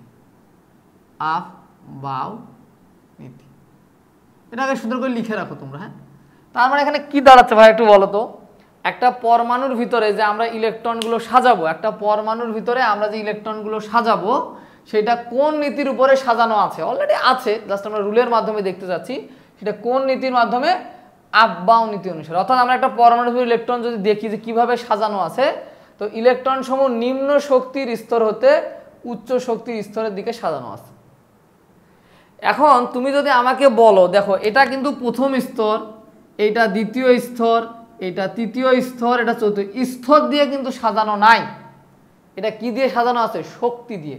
নিম্ন শক্তির স্তর, শক্তি, শক্তি, শক্তির কথাটা বের করতে হবে। তাহলে আমাকে যে কাকে আগে ইলেকট্রন দেওয়া আছে, কাকে পরে দেওয়া আছে, বা কাকে পরে দিতে হবে, সেটা কিন্তু ইলেকট্রন কিভাবে সাজাবো? শক্তি দিয়ে সাজাবো, স্তর দিয়ে না। কি দিয়ে? শক্তি দিয়ে। তো আমি তোমাদেরকে একটু দেখি, একটু বোর্ডের দিকে তাকাও। প্রথমে স্তরে কি আছে বলো তো? উপস্তর কি? 1s। তারপরের উপর স্তর কি? 2s 2p। দেখো তো ভালো করে, এখানে কত? 2s 2p। দ্বিতীয় স্তরে কত? 3s 3p 3d, তৃতীয় স্তর। এরপর 4s 4p 4d 4f, এরকম উপস্তর বা অরবিটাল না? দেখো তো এগুলা। হ্যাঁ, তো একটা পরমাণুর ভিতরে যখন আমি ইলেকট্রন সাজাবো তখন কি এই সিরিয়ালে যাব? এটা কিন্তু স্তর বা স্তর যাচ্ছে। এটা প্রথম স্তর, এটা দ্বিতীয় স্তর, এটা তৃতীয় স্তর, এটা চতুর্থ, এভাবে কি সাজাবো? না, এটা শক্তি দিয়ে সাজাইতে হবে। কি? স্তর দিয়ে না। কি দিয়ে? শক্তি দিয়ে। তো শক্তি কিভাবে বুঝবো? শক্তি বের করার একটা রুলস, কে নিম্ন শক্তির, কে উচ্চ শক্তির। নিম্ন শক্তির থেকে উচ্চ শক্তির স্তরের দিকে সাজাইতে হয় একটা পরমাণুর ভিতরে ইলেকট্রন। তাহলে এটা বোঝার জন্য একটা রুলস আছে যার নাম n+l রুল। কি রুল বলো তো? n+l। কে নিম্ন শক্তির, কে উচ্চ শক্তির, এটা বোঝার জন্য একটা রুল আছে, যে রুলের নাম হচ্ছে n+l রুল। তো এই রুলটা কি দেখো তো? আমরা তো কিছুক্ষণ আগে এটা দেখেছিলাম যে এল এর মান 0 1 2 3 হইতে পারে। এটা মানে এস, এটা মানে পি, এটা মানে ডি, এটা মানে এফ। তাহলে এখন তুমি একটু বলো তো আমাকে যে নিম্ন শক্তির কে উচ্চ শক্তির, এটা বুঝবো কি দিয়ে? এন প্লাস এল সূত্র দিয়ে। তো এখানে এটা কিন্তু এন এর মান ছিল, ভালো করে দেখো ওয়ানটা কার মান ছিল? এন এর মান। এর আমরা শক্তি মাপবো, কি মাপবো? শক্তি। তাহলে এন এর মান 1, আর এস এর জন্য এল এর একটা মান আছে, দেখো মানটা কত? 0 না? এস এর জন্য এল এর একটা মান আছে, এটা 0, তাহলে এটা যোগ করে আসবে 1, অর্থাৎ আমরা এর শক্তি পাইলাম কিন্তু 1। এন প্লাস এল যোগ করে শক্তি কত পাইলাম? 1। আমরা এখন দ্বিতীয়টার শক্তি মাপবো, এর শক্তি মাপবো 2s এর। তাহলে এখানে 2s এর শক্তি, এন এর মান 2, এস এর জন্য এল এর একটা মান আছে, এটা 0, এটা 2 আসবে, অর্থাৎ এর শক্তি পাইলাম 2। এখন একেও আমরা মাপবো 2p কে, তাহলে 2 প্লাস পির জন্য এল এর একটা মান আছে 1, আমরা শক্তি মাপতেছি, এটা আসবে কিন্তু কত? 3, তার মানে এর শক্তিটা হচ্ছে 3। আমরা এর শক্তি মাপবো, তাহলে দেখা যাচ্ছে 3 প্লাস 0, এটা কত আসবে? 3 আসবে। একেও এন প্লাস এল অ্যাপ্লাই করো, 3 প্লাস 1 4 আসবে। একেও এন প্লাস অ্যাপ্লাই করো, 3 প্লাস 2 5 আসবে। একেও অ্যাপ্লাই করো, একে 4 আসবে। একে অ্যাপ্লাই করলে 5 আসবে। একে এটা গেলে 5 আসবে, 6 আসবে। একে অ্যাপ্লাই করলে কত আসবে? 7 আসবে। তো আমি বুঝাইতে চাইলাম আমরা শক্তি অনুসারে ইলেকট্রনগুলোকে সাজাবো। নিম্ন শক্তির স্তর থেকে কোন দিকে সাজাবো? উচ্চ শক্তির স্তর। সেটা কোন সূত্র দিয়ে? এন প্লাস এল সূত্র দিয়ে। তো এন প্লাস এল যোগ করে যে ছোট সেই নিম্ন শক্তির, এন প্লাস এল যোগ করে যেটা বড় সেটাই উচ্চ শক্তির। তাহলে বুঝবো কেমন কে নিম্ন শক্তির কে উচ্চ শক্তির? এন প্লাস এল যোগফল যা ছোট সে নিম্ন শক্তির, এন প্লাস এল যোগফল যা বড় তার উচ্চ শক্তি। এখন নিম্নর দিক থেকে উচ্চর দিকে আমরা রুমগুলোকে সাজাবো। তাহলে প্রথমে আমি 1s দিব, 1s এটা নিম্ন শক্তির। আচ্ছা, এটা নিম্ন শক্তির। এরপরে দেখো এটা 2, তার চেয়ে একটু এটা বেশি শক্তির। আমরা তো জানি যে এই চিহ্নের ভিতরে যে থাকে সে শক্তিশালী বেশি হবে, তাই তো? আচ্ছা, এরপরে দেখো এটাও 3, এটাও 3, দুটো একই মান দিছে না? দেখো তো এন প্লাস এল যোগ করে একই মান দিছে না? এন প্লাস এল যোগ করে এটাও 3 পাইছি, এন প্লাস এল যোগ করে এটাও কত পাইছি? 3। তাহলে কে নিম্ন শক্তির? এন প্লাস এল যোগ করে যদি একে মান দেয়, কথাটা মাথায় রাখো, এন প্লাস এল যোগ করে যদি একে মান দেয় তাহলে যেখানে এন এর মান ছোট সেটা নিম্ন শক্তির। তাহলে এই যে এন এর মান ছোট, দেখো 2, এন এর মান 2, এখানে এন এর মান কত? 3, তাহলে এটা নিম্ন শক্তি। তাহলে এটাকে আগে দিতে হবে, এটা কম ছোট 2p, তারপরে আসবে 3s। আবার ভালো করে দেখো তো, এইখানে একটু খেয়াল করো তো, এটাও যোগ করে 4, এটাও যোগ করে 4, তাহলে দুটা যোগ করে তো 4 হয়েছে। তাহলে কারে আগে দিবা, কারে পরে দিবা? তাহলে আমরা এই যে এন প্লাস এল যোগ করে যদি একে মান দেয় তাহলে এন এর মানটা যেখানে ছোট সেটাকে আগে দেবো, অর্থাৎ 3pটা আগে 4sটা পরে যাবে, এটা কম শক্তির। তাহলে আমরা সাজাচ্ছি, এরপরে 3p, তারপরে আসবে 4s। তারপরে দেখো এটাও 5, এটাও 5, তাই তো? এটাও 5, এটাও 5 না? তো এটাকে কিভাবে সাজাবো? এটাকে সাজাবো হচ্ছে আমরা এইভাবে। তাহলে এন এর মান ছোট কোনটা? এটা, এটা হচ্ছে 3d, তারপরে দিব আমরা হচ্ছে 4p, এভাবে আমরা সাজাবো। তাহলে কি দাঁড়াচ্ছে বিষয়টা? যে ইলেকট্রন সমূহ একটা পরমাণুর ভিতরে নিম্ন শক্তির স্তর হতে কার দিকে সাজাইতে হবে? উচ্চ শক্তি। দেখো শক্তি দিয়ে সাজাচ্ছি এবার, কিন্তু এটাকে বলে আফবাউ নীতি। কি নীতি? ইলেকট্রন সমূহ নিম্ন শক্তির স্তর হতে উচ্চ শক্তির স্তরে প্রবেশ করবে, ইহাই আফবাউ নীতি। তাহলে নিম্নের দিক থেকে কার দিকে সাজাবো? উচ্চের দিকে সাজাচ্ছি। তো কি দিয়ে সাজাবো? সেটা এন প্লাস এল সূত্র দিয়ে সাজাবো। এন প্লাস এল যোগ করে যার মানটা ছোট ওটা নিম্ন শক্তির, এন প্লাস এল যোগ করে যেটা বড় এটা হচ্ছে উচ্চ শক্তির। তো এন প্লাস এল যোগ করে যদি একই মান দেয়, এন প্লাস এল যোগ করে যদি একই মান দেয় তাহলে যখন এন এর মানটা যেখানে ছোট সেটা নিম্ন শক্তির, আর যেটা এন এর মানটা বড় সেটা কি? এন প্লাস এল যোগ করে যেটা এন এর মান বড় সেটা হচ্ছে উচ্চ শক্তির। তো এভাবে যদি আমরা চারটাকে সুন্দরভাবে সাজাই, তো সাজাইলে আমরা এই লাইনটা একটা লাইন পাবো যেটাকে আমরা কর্ণ সম্পর্ক বলি। তো চলো ওই বিষয়টা আমরা একটু দেখে নিই। তো আমরা যদি প্রতিটা অরবিটালকে N plus L rule apply করি তাহলে এরকম একটা সম্পর্ক আমরা দেখতে পাবো, ঠিক আছে? তো এইটাকে আমরা অনেক সময় অরবিটালের কর্ণ সম্পর্ক বলেও ডাকি, যেটা তোমাদের বইয়েই দেওয়া আছে। এই যে এখানে দেওয়া অরবিটালের কর্ণ সম্পর্ক, এখানে তোমাদের বইয়ে বিষয়টা দেওয়া আছে। তাহলে দেখো আমরা যে এন প্লাস এল দিয়ে যে লাইনটাকে সাজালাম শক্তি স্তর অনুসারে, শক্তি অনুসারে, স্তর না কি অনুসারে, শক্তি, শক্তি। তো সেটাকে এইভাবেও লেখা যায়। দেখো প্রথমটা এন, এটাকে যদি আমি প্রথম স্তর বলি, এটা 1s।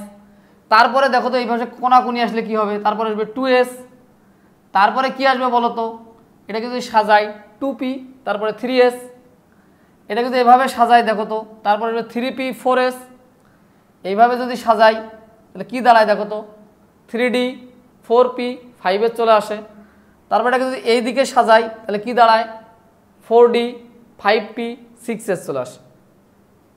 তারপর যদি এই দিকে সাজাই তাহলে কি দাঁড়ায় দেখো তো, 4f 5d 6p চলে আসে, 7s পর্যন্ত চলে আসে।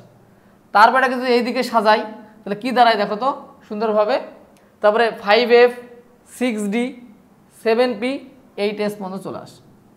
তো এই যে আমরা n plus L rule apply করার পর যেভাবে অরবিটালগুলোকে শক্তি দিয়ে সাজালাম, কি দিয়ে সাজালাম, শক্তি দিয়ে, এটাকে চাইলে আমরা এই যে অরবিটালের কর্ণ সম্পর্ক দিয়েও সাজাতে পারি।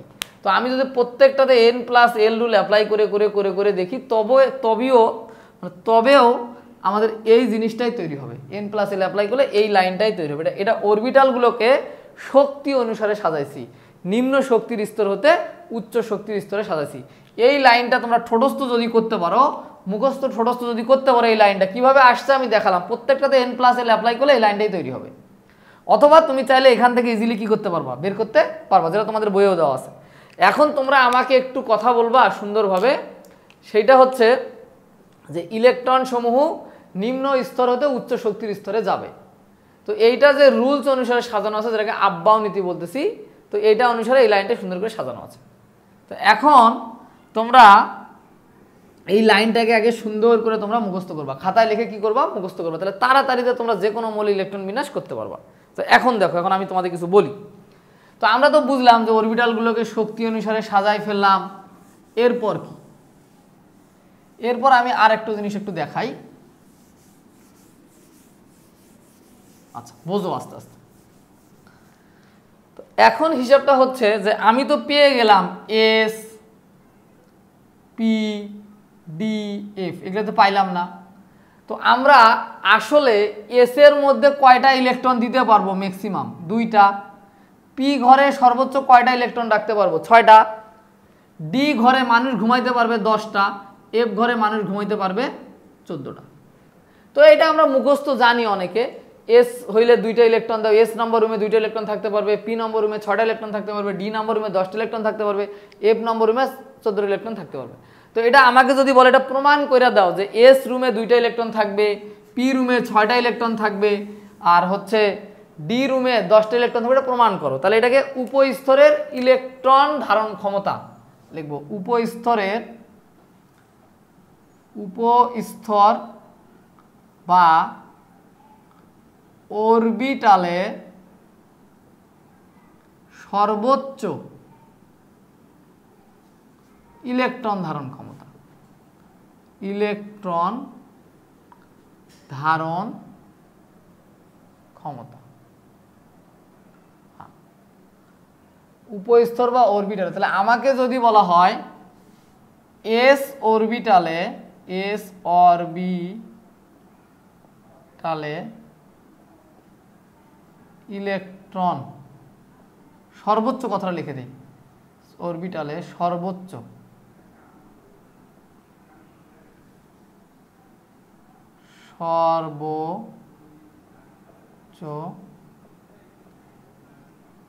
ইলেকট্রন ধারণ ক্ষমতা। তোমরা আগে আস্তে আস্তে বুঝবা, এটার সূত্র হচ্ছে 2 × 12 + 1, এই সূত্র। তাহলে এস এ কয়টা ইলেকট্রন থাকবে এটা কোন সূত্র ঠিক করে দিবে, এটা 2 × 12 + 1, এই সূত্রটা ঠিক করে দিবে। এস অরবিটালে কয়টা, এস নাম্বার রুমে কয়টা মানুষ ঘুমাইতে পারবে, এটা ঠিক করে দিবে কোন সূত্র, এটা ঠিক করে দিবে 2 × 12 + 1, এই সূত্র। তাহলে এস এর জন্য এল এর একটা মান আছে, ভালো করে দেখবা, এল এর মান 0 1 2 3, 0 হলে এস, 1 হলে পি, 2 হলে ডি, এফ হলে কত 3। তো এটা কোন সূত্র ঠিক করে দিলে বলো, এটা সূত্র ঠিক 2 × 12 + 1, এই সূত্রটা ঠিক করে দিবে। তার মানে কি দাঁড়াচ্ছে এখন বলো তো 2 ইন্টু 2 এস এর জন্য এল এর মানটা কিন্তু 0 প্লাস 1। তো এটা দেখো ভালো করে 2 ইন্টু 0 প্লাস 1 ক্যালকুলেশন করলে 2 আসবে। তার মানে আমরা বলতে পারবো যে এস যেখানে সেখানে আমরা কয়টা ইলেকট্রন দিতে পারবো, ম্যাক্সিমাম 2টা ইলেকট্রন দিতে পারবো। তো পক্ষান্তরে আমাকে যদি বলা হয় যে পি, এটা খাতায় উঠায় নাও, যে পি অরবিটালে কয়টা ইলেকট্রন ধরবে, পি অরবিটালে বা পি উপস্তরে, তাহলে আমি জাস্ট এইখানে চেঞ্জ করে ফেলবো পির জন্য। খাতায় সুন্দর করে উঠাবা তোমরা। 2 ইন্টু 2 এল এর মানটা পির জন্য এল এর একটা মান আছে 1 1 প্লাস 1, দেখো এটা কত আসে 2 ইন্টু এটা 2 আর 1 কত 3, তাহলে 3, তাহলে টোটাল 6টা ইলেকট্রন। তার মানে আমি যত জায়গায় পি পাবো সেখানে ম্যাক্সিমাম কয়টা ইলেকট্রন দিতে পারবো, 6টা ইলেকট্রন দিতে পারবো। এরপরে আমাকে যদি বলে ডি অরবিটালে কয়টা ইলেকট্রন থাকবে, ডি অরবিটালে ডিতে কয়টা থাকবে, তাহলে এইখানে চেঞ্জ করব যে ডির জন্য এল এর মানটা 2 2 ইন্টু 2 ইন্টু 2 প্লাস 1, এটা 4 একে 5, তাহলে 2 ইন্টু 5 আসবে, তাহলে ডি মানে 10টা ইলেকট্রন থাকতে পারবে। তার মানে ডি উপস্তর পাইলে বা অরবিটাল পাইলে আমরা কয়টা ইলেকট্রন দিতে পারবো, 10টা, ম্যাক্সিমাম 10টা ইলেকট্রন দিতে পারবো। তাহলে এফ এ কয়টা দিতে পারবো, দেখো এফ, তাহলে এখানে চেঞ্জ করে ফেলবো আমরা, এটা এফ এর কথা বলে দিই, এফ অরবিটালে গেলে লিখবা সুন্দর করে, প্রত্যেকটা আলাদা আলাদা করে তোমরা লিখবা। 2 ইন্টু 2 এফ, এফ মানে 3 প্লাস 1, 3 6 7, টোটাল 14টা ইলেকট্রন থাকবে। তার মানে আমরা সামারাইজ করতেছি যে এস পাইলে 2টা ইলেকট্রন দাও, পি পাইলে 6টা ইলেকট্রন দাও, ডি পাইলে 10টা ইলেকট্রন দাও, এফ পাইলে 14টা ইলেকট্রন দাও। এটা এখান থেকে চলে আসছে, এই সূত্রটা এখান থেকে চলে আসছে। ওকে, এখন আমরা আব্বাও নীতি অনুসারে পরমাণুর ভিতরে আমরা ইলেকট্রন বিন্যাস করব। আব্বাও নীতি অনুসারে আমরা পরমাণুর কি করব, ইলেকট্রন বিন্যাস করব। তো আমরা বুঝে গেলাম, আমরা কর্ণ সম্পর্ক থেকে তো একটা লাইন আমরা পেয়ে গেলাম 1s 2s 2p 3s 3p 4s 3d 4p 5s। তো এইটার মাধ্যমে আমরা 118টা মৌলের কি করতে পারবো, ইলেকট্রন বিন্যাস করতে পারবো। তো চলো এখন আমরা প্রত্যেকটা মৌলের আলাদা আলাদাভাবে সুন্দরভাবে কিভাবে ইলেকট্রন বিন্যাস করতে হয় সেটা নিয়ে বিস্তারিত আলোচনা করব। শিক্ষার্থী বন্ধুরা, এখন আমরা তোমাদের সাথে তোমাদের আব্বাও নীতি ব্যবহার করে মৌলের ইলেকট্রন বিন্যাস কিভাবে করতে হয় সেটা নিয়ে আলাপ করব। তো এতক্ষণ পর্যন্ত আমরা আব্বাও নীতি, উপস্তরের ইলেকট্রন বিন্যাস এগুলো নিয়ে বিস্তারিত কথাবার্তা বলেছি। এখন আমরা আব্বাও নীতিকে ব্যবহার করে কিভাবে মৌলের ইলেকট্রন বিন্যাস নির্ণয় করতে হয় সেটা দেখব। তো দেখো, আমরা যদি হাইড্রোজেনের ইলেকট্রন বিন্যাস করতে চাই, তো হাইড্রোজেনের পারমাণবিক সংখ্যা কত বলো তো, 1 না? হাইড্রোজেনের পারমাণবিক সংখ্যা কত, 1। তো এই 1কে ব্যবহার করে আমরা এখন ইলেকট্রন বিন্যাস করব। তো হাইড্রোজেনের আমি এখানে সাইডে লিখে দিছি 1, এই 1 ব্যবহার করে আমরা ইলেকট্রন বিন্যাস করব। তাহলে আব্বাও নীতি অনুসারে লিখবো আমরা সব সময়। তাহলে প্রথমে 1s1, এখানে সর্বোচ্চ ধরবে কয়টা, 2টা, কিন্তু ইলেকট্রন আছে কয়টা এর গায়ের মধ্যে, একটা, এজন্য 1s1 দিব আমরা, তাই তো? আমরা জানি কি পরমাণুর ভিতরে যতটা ইলেকট্রন থাকে ততটাই প্রোটন থাকে। তাহলে পারমাণবিক সংখ্যা মানে কিন্তু প্রোটন সংখ্যা। এই পারমাণবিক সংখ্যা মানে কি সংখ্যা, প্রোটন সংখ্যা। প্রোটনের সমান সংখ্যক ইলেকট্রন থাকে বিধায় আমরা ইলেকট্রন বিন্যাস করার সময় কিন্তু পারমাণবিক সংখ্যাটা ব্যবহার করি, ঠিক আছে? তো প্রোটন ইলেকট্রন সমান, এই জন্য প্রোটন সংখ্যা জানলে অটোমেটিক আমরা ইলেকট্রন সংখ্যা দিয়ে ইলেকট্রন বিন্যাস করতে পারি। কারণ হিলিয়ামের ইলেকট্রন বিন্যাস কি হবে, হিলিয়ামের ইলেকট্রন 2 না, তাহলে কত হবে এটা, 1s2 হবে কিন্তু, তাই না? এস এর সর্বোচ্চ কয়টা ইলেকট্রন থাকতে পারে, 2টা। এখন লিথিয়ামের যদি ইলেকট্রন বিন্যাস করতে পারে, লিথিয়াম এটা কিন্তু 3 হবে, 3। তাহলে কি দাঁড়াবে বলো তো, আব্বাও নীতিতে কি 1s, তারপর সূত্রটা কি 2s, তাহলে এটাতে 2টা দিবা আর একটা দিবা, তাহলেই হয়ে গেল। তারপরে বেরিলিয়ামের 4, বেরিলিয়ামের কত বলো তো, 4 না, 4। তো এটা কিভাবে করব আমরা, আব্বাও নীতি 1s 2s 2p, এই যে 2 2, এটা 2টা দিলেই হয়ে যাচ্ছে। বোরন কিন্তু 5, বোরনের পারমাণবিক সংখ্যা 5, তার বোরনের ইলেকট্রন বিন্যাস কি হবে, 1s 2s 2p, এই যে 2টা দিলাম, 2টা, 4টা, s মানে তো 2টা, তাই না? p তে দিলাম একটা, শেষ, 5টা। কার্বন কিন্তু 6, কি দাঁড়াবে এটা বলো তো, কি হবে, 1s 2s 2p। তাহলে প্রথমে 2টা দিব, এসে 2টা, তারপরে স্তরে 2টা, তারপর 4টা চলে গেল, আরো কয়টা আছে, 2টা। নাইট্রোজেনের কিন্তু 7, তাই না? নাইট্রোজেনের কত বলো তো, 7। তাহলে এটা কি হবে, 1s 2s 2p 2 2 4 আর 3 7। তাহলে অক্সিজেনের কত বলো তো? অক্সিজেন 8 না? তাহলে 8 কিভাবে করবা? 8 তাহলে আব্বাও নীতি অনুসারে লিখবা 1s 2s 2p 2 2 4 আর এই যে 4। পিতে সর্বোচ্চ কয়টা দিতে পারবো? 6টা। অক্সিজেন 8, তারপরে ফ্লোরিন কিন্তু 9, তাই না? ফ্লোরিন কত বলো তো? 9। এভাবে সবগুলোই তোমরা করতে পারবা 1s 2s 2p। তাহলে 9 কি 2 2 4 আর এখানে কিন্তু হচ্ছে 5। পিতে সর্বোচ্চ 6টা ধরতে পারবে। নিয়নের কত? 10 না? নিয়নের পারমাণবিক সংখ্যা কত? 10। তাহলে 1s 2s 2p। তো দেখো টোটাল হচ্ছে 2 4 আর 6। পিতে সর্বোচ্চ কয়টা ধরবে? 6টা।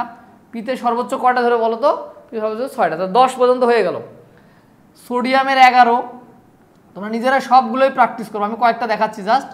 সোডিয়ামের 11, তাহলে কি আব্বাও নীতি অনুসারে কি হবে? 1s 2s 2p 3s। আমরা আব্বাও নীতি অনুসারে চলতেছি। তো 2 s মানে 2টা, p মানে 6টা, তাই না? 6টা ইলেকট্রন দিব। তাহলে এখানে গেল 6টা, তাহলে 10টা এই যে এটা।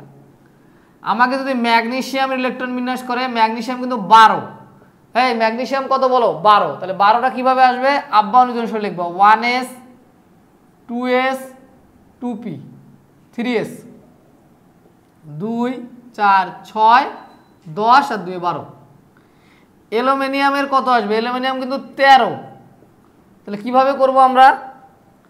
1s 2s 2p 3s 2 2 4 4 আর 6 কত? 10 12। এই যে 3p একটা আসবে।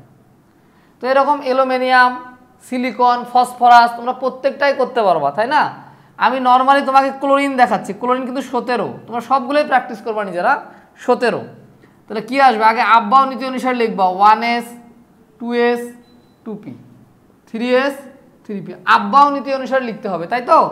তাহলে 2 2 4 17টা দেবো, 6 10 চলে গেল। দেখো 10 10 আর 2 12 12 আর 5 17। তাহলে আমরা ক্লোরিনের ইলেকট্রন বিন্যাস কিন্তু আমরা করতে পারলাম। এখন আর্গনের 18। এখন পটাশিয়াম এটা দেখাবো। এগুলো সুন্দর করে তোমরা উঠায় রাখো। আমি পটাশিয়ামের ইলেকট্রন বিন্যাসটা একটু দেখাবো সুন্দর করে। হ্যাঁ, এই রিলেটেড একটা কোশ্চেনও আমরা সলভ করবো। এটা সুন্দর করে উঠাবা। আমি পটাশিয়াম 19 এটা দেখাবো। দেখো তোমরা পটাশিয়ামের ইলেকট্রন বিন্যাস করতে হবে আমাদের। পটাশিয়াম 19। আগে ভালো করে দেখো। পটাশিয়াম কিন্তু 19, তাই না? তাহলে কি 1s 2s 2p 3s 3p 4s 3d। আচ্ছা, এটা আব্বাও নীতি অনুসারে লিখছি আমি আব্বাও নীতি অনুসারে লিখছি। তাহলে দেখো 2 2 4 6 টোটাল ইলেকট্রন গেল কিন্তু 10টা, 2 এ 12টা, আচ্ছা 18টা। এখন আর আমার হাতে ইলেকট্রন কয়টা থাকে? একটা। 18টা তো অলরেডি দিয়ে ফেলছি। একটা ইলেকট্রন আছে না, সেটা কিন্তু এইখানে দিব, এইটা দিব। এটা সঠিক ইলেকট্রন বিন্যাস এইটা। তো পটাশিয়ামের ইলেকট্রন বিন্যাস এইটা, কিন্তু এখানে 3d নামে একটা স্তর থাকবে যেটা ব্যবহার হয়নি। এখন আমার প্রশ্ন হচ্ছে, দেখো আমরা যে আব্বাও নীতি না সাজাতাম তাহলে কি হতো? বিষয়টা একটু বোঝার চেষ্টা করো। 1s 2s 2p এটা 1 নাম্বার স্তর, এটা 2 নাম্বার স্তর, 3s 3p 3d, এটা 3 number, 4s 4p 4d 4f। তাহলে আমরা যদি আব্বাও নীতি অনুসারে না সাজাতাম, শুধু আকারে সাজাইতাম, স্তর আকারে, এটা প্রথম স্তর, এটা দ্বিতীয় স্তর, এটা তৃতীয় স্তর, এটা চতুর্থ স্তর, যদি আমরা শক্তি অনুসারে না সাজাইতাম তাহলে আমাদের পটাশিয়ামের এখান থেকে কিন্তু 18টি ইলেকট্রন হয়ে গেছে। তুমি ভালো করে দেখো 2 6 2 6 এখান থেকে কিন্তু 18টা ইলেকট্রন হয়ে গেছে। যদি আমরা স্তর আকারে সাজাইতাম, আব্বাও নীতি না মানতাম, তাহলে ইলেকট্রনটা 19 নাম্বার ইলেকট্রন কিন্তু এখানে চলে আসতো। কিন্তু আব্বাও নীতি অনুসারে আমরা জানি যে ইলেকট্রন শক্তি অনুসারে পরমাণুর ভিতরে ইলেকট্রন স্তর অনুসারে সাজানো নাই, ইলেকট্রন আছে কি অনুসারে? শক্তি অনুসারে। তো আমরা যদি দেখি যে পটাশিয়ামের লাস্ট ইলেকট্রনটাকে আমরা তো জানি, তাই না, যে 3d তুলনায় 4s, এটাতেও যদি n+l অ্যাপ্লাই করো, এটাতেও n+l অ্যাপ্লাই করো, তাহলে দেখো 3 + 2 এটা আসবে 5, এটা আসবে 4 + 0 এটা আসবে 4। তাহলে পটাশিয়ামের আমরা আব্বাও নীতি অনুসারে কি জানি, ইলেকট্রন সমূহ নিম্ন শক্তির স্তরে তো উচ্চ শক্তির স্তরে যাবে, অর্থাৎ 3Dর চেয়ে 4s কিন্তু নিম্ন শক্তির। এই 3Dর চেয়ে 4s কি শক্তির? নিম্ন শক্তির। এই জন্য পরমাণুর ভিতরে ইলেকট্রনগুলো স্তর আকারে সাজানো নাই, কি আকারে সাজানো আছে? শক্তি অনুসারে সাজানো আছে। সেজন্য তোমাদের বই একটা কোশ্চেন দেখবা যে পটাশিয়ামের 19তম ইলেকট্রনটি, এই যে তোমাদের বই এখানে লেখা আছে, ভালো করে দেখবা, পটাশিয়ামের সর্বশেষ 19তম ইলেকট্রনটি 3D অরবিটালে না গিয়ে 4s এ যায় কেন? ব্যাখ্যা করো। এই যে আমি লিখে দিই, পটাশিয়াম এর 19তম মানে 19 নাম্বার ইলেকট্রনটি, কোশ্চেনটা খুবই মাথায় রাখবা, ইলেকট্রনটি 3D অরবিটালে না গিয়ে, অরবিটালে না গিয়ে 4s এ যায় কেন? এই কথাটা আমি ব্যাখ্যা করার চেষ্টা করতেছি এতক্ষণ ধরে। কেন? কারণ আমার যদি স্তর অনুসারে সাজানো তাহলে এখানে 3D থাকতো, এখানে আসতো। যেহেতু আমার স্তর অনুসারে ইলেকট্রন সাজানো হয় না, ইলেকট্রন সাজানো হয় কি অনুসারে? শক্তি অনুসারে।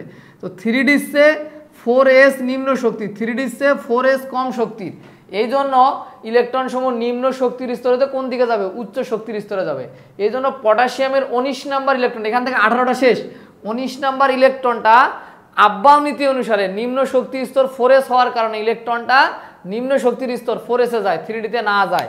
আমি আবারও বলছি, পটাশিয়ামের 19তম ইলেকট্রনটি 3Dতে না গিয়ে 4s এ যায় কেন? পটাশিয়ামের 19তম ইলেকট্রনটি 3Dতে না যাওয়ার কারণ হচ্ছে 4s এর তুলনায় 3Dর শক্তি বেশি, এর শক্তি বেশি, এর শক্তি কম।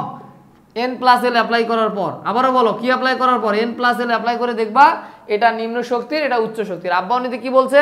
ইলেকট্রন সমূহ নিম্ন শক্তির স্তরেতে কার দিকে যাবে? উচ্চ শক্তির স্তরে যাবে।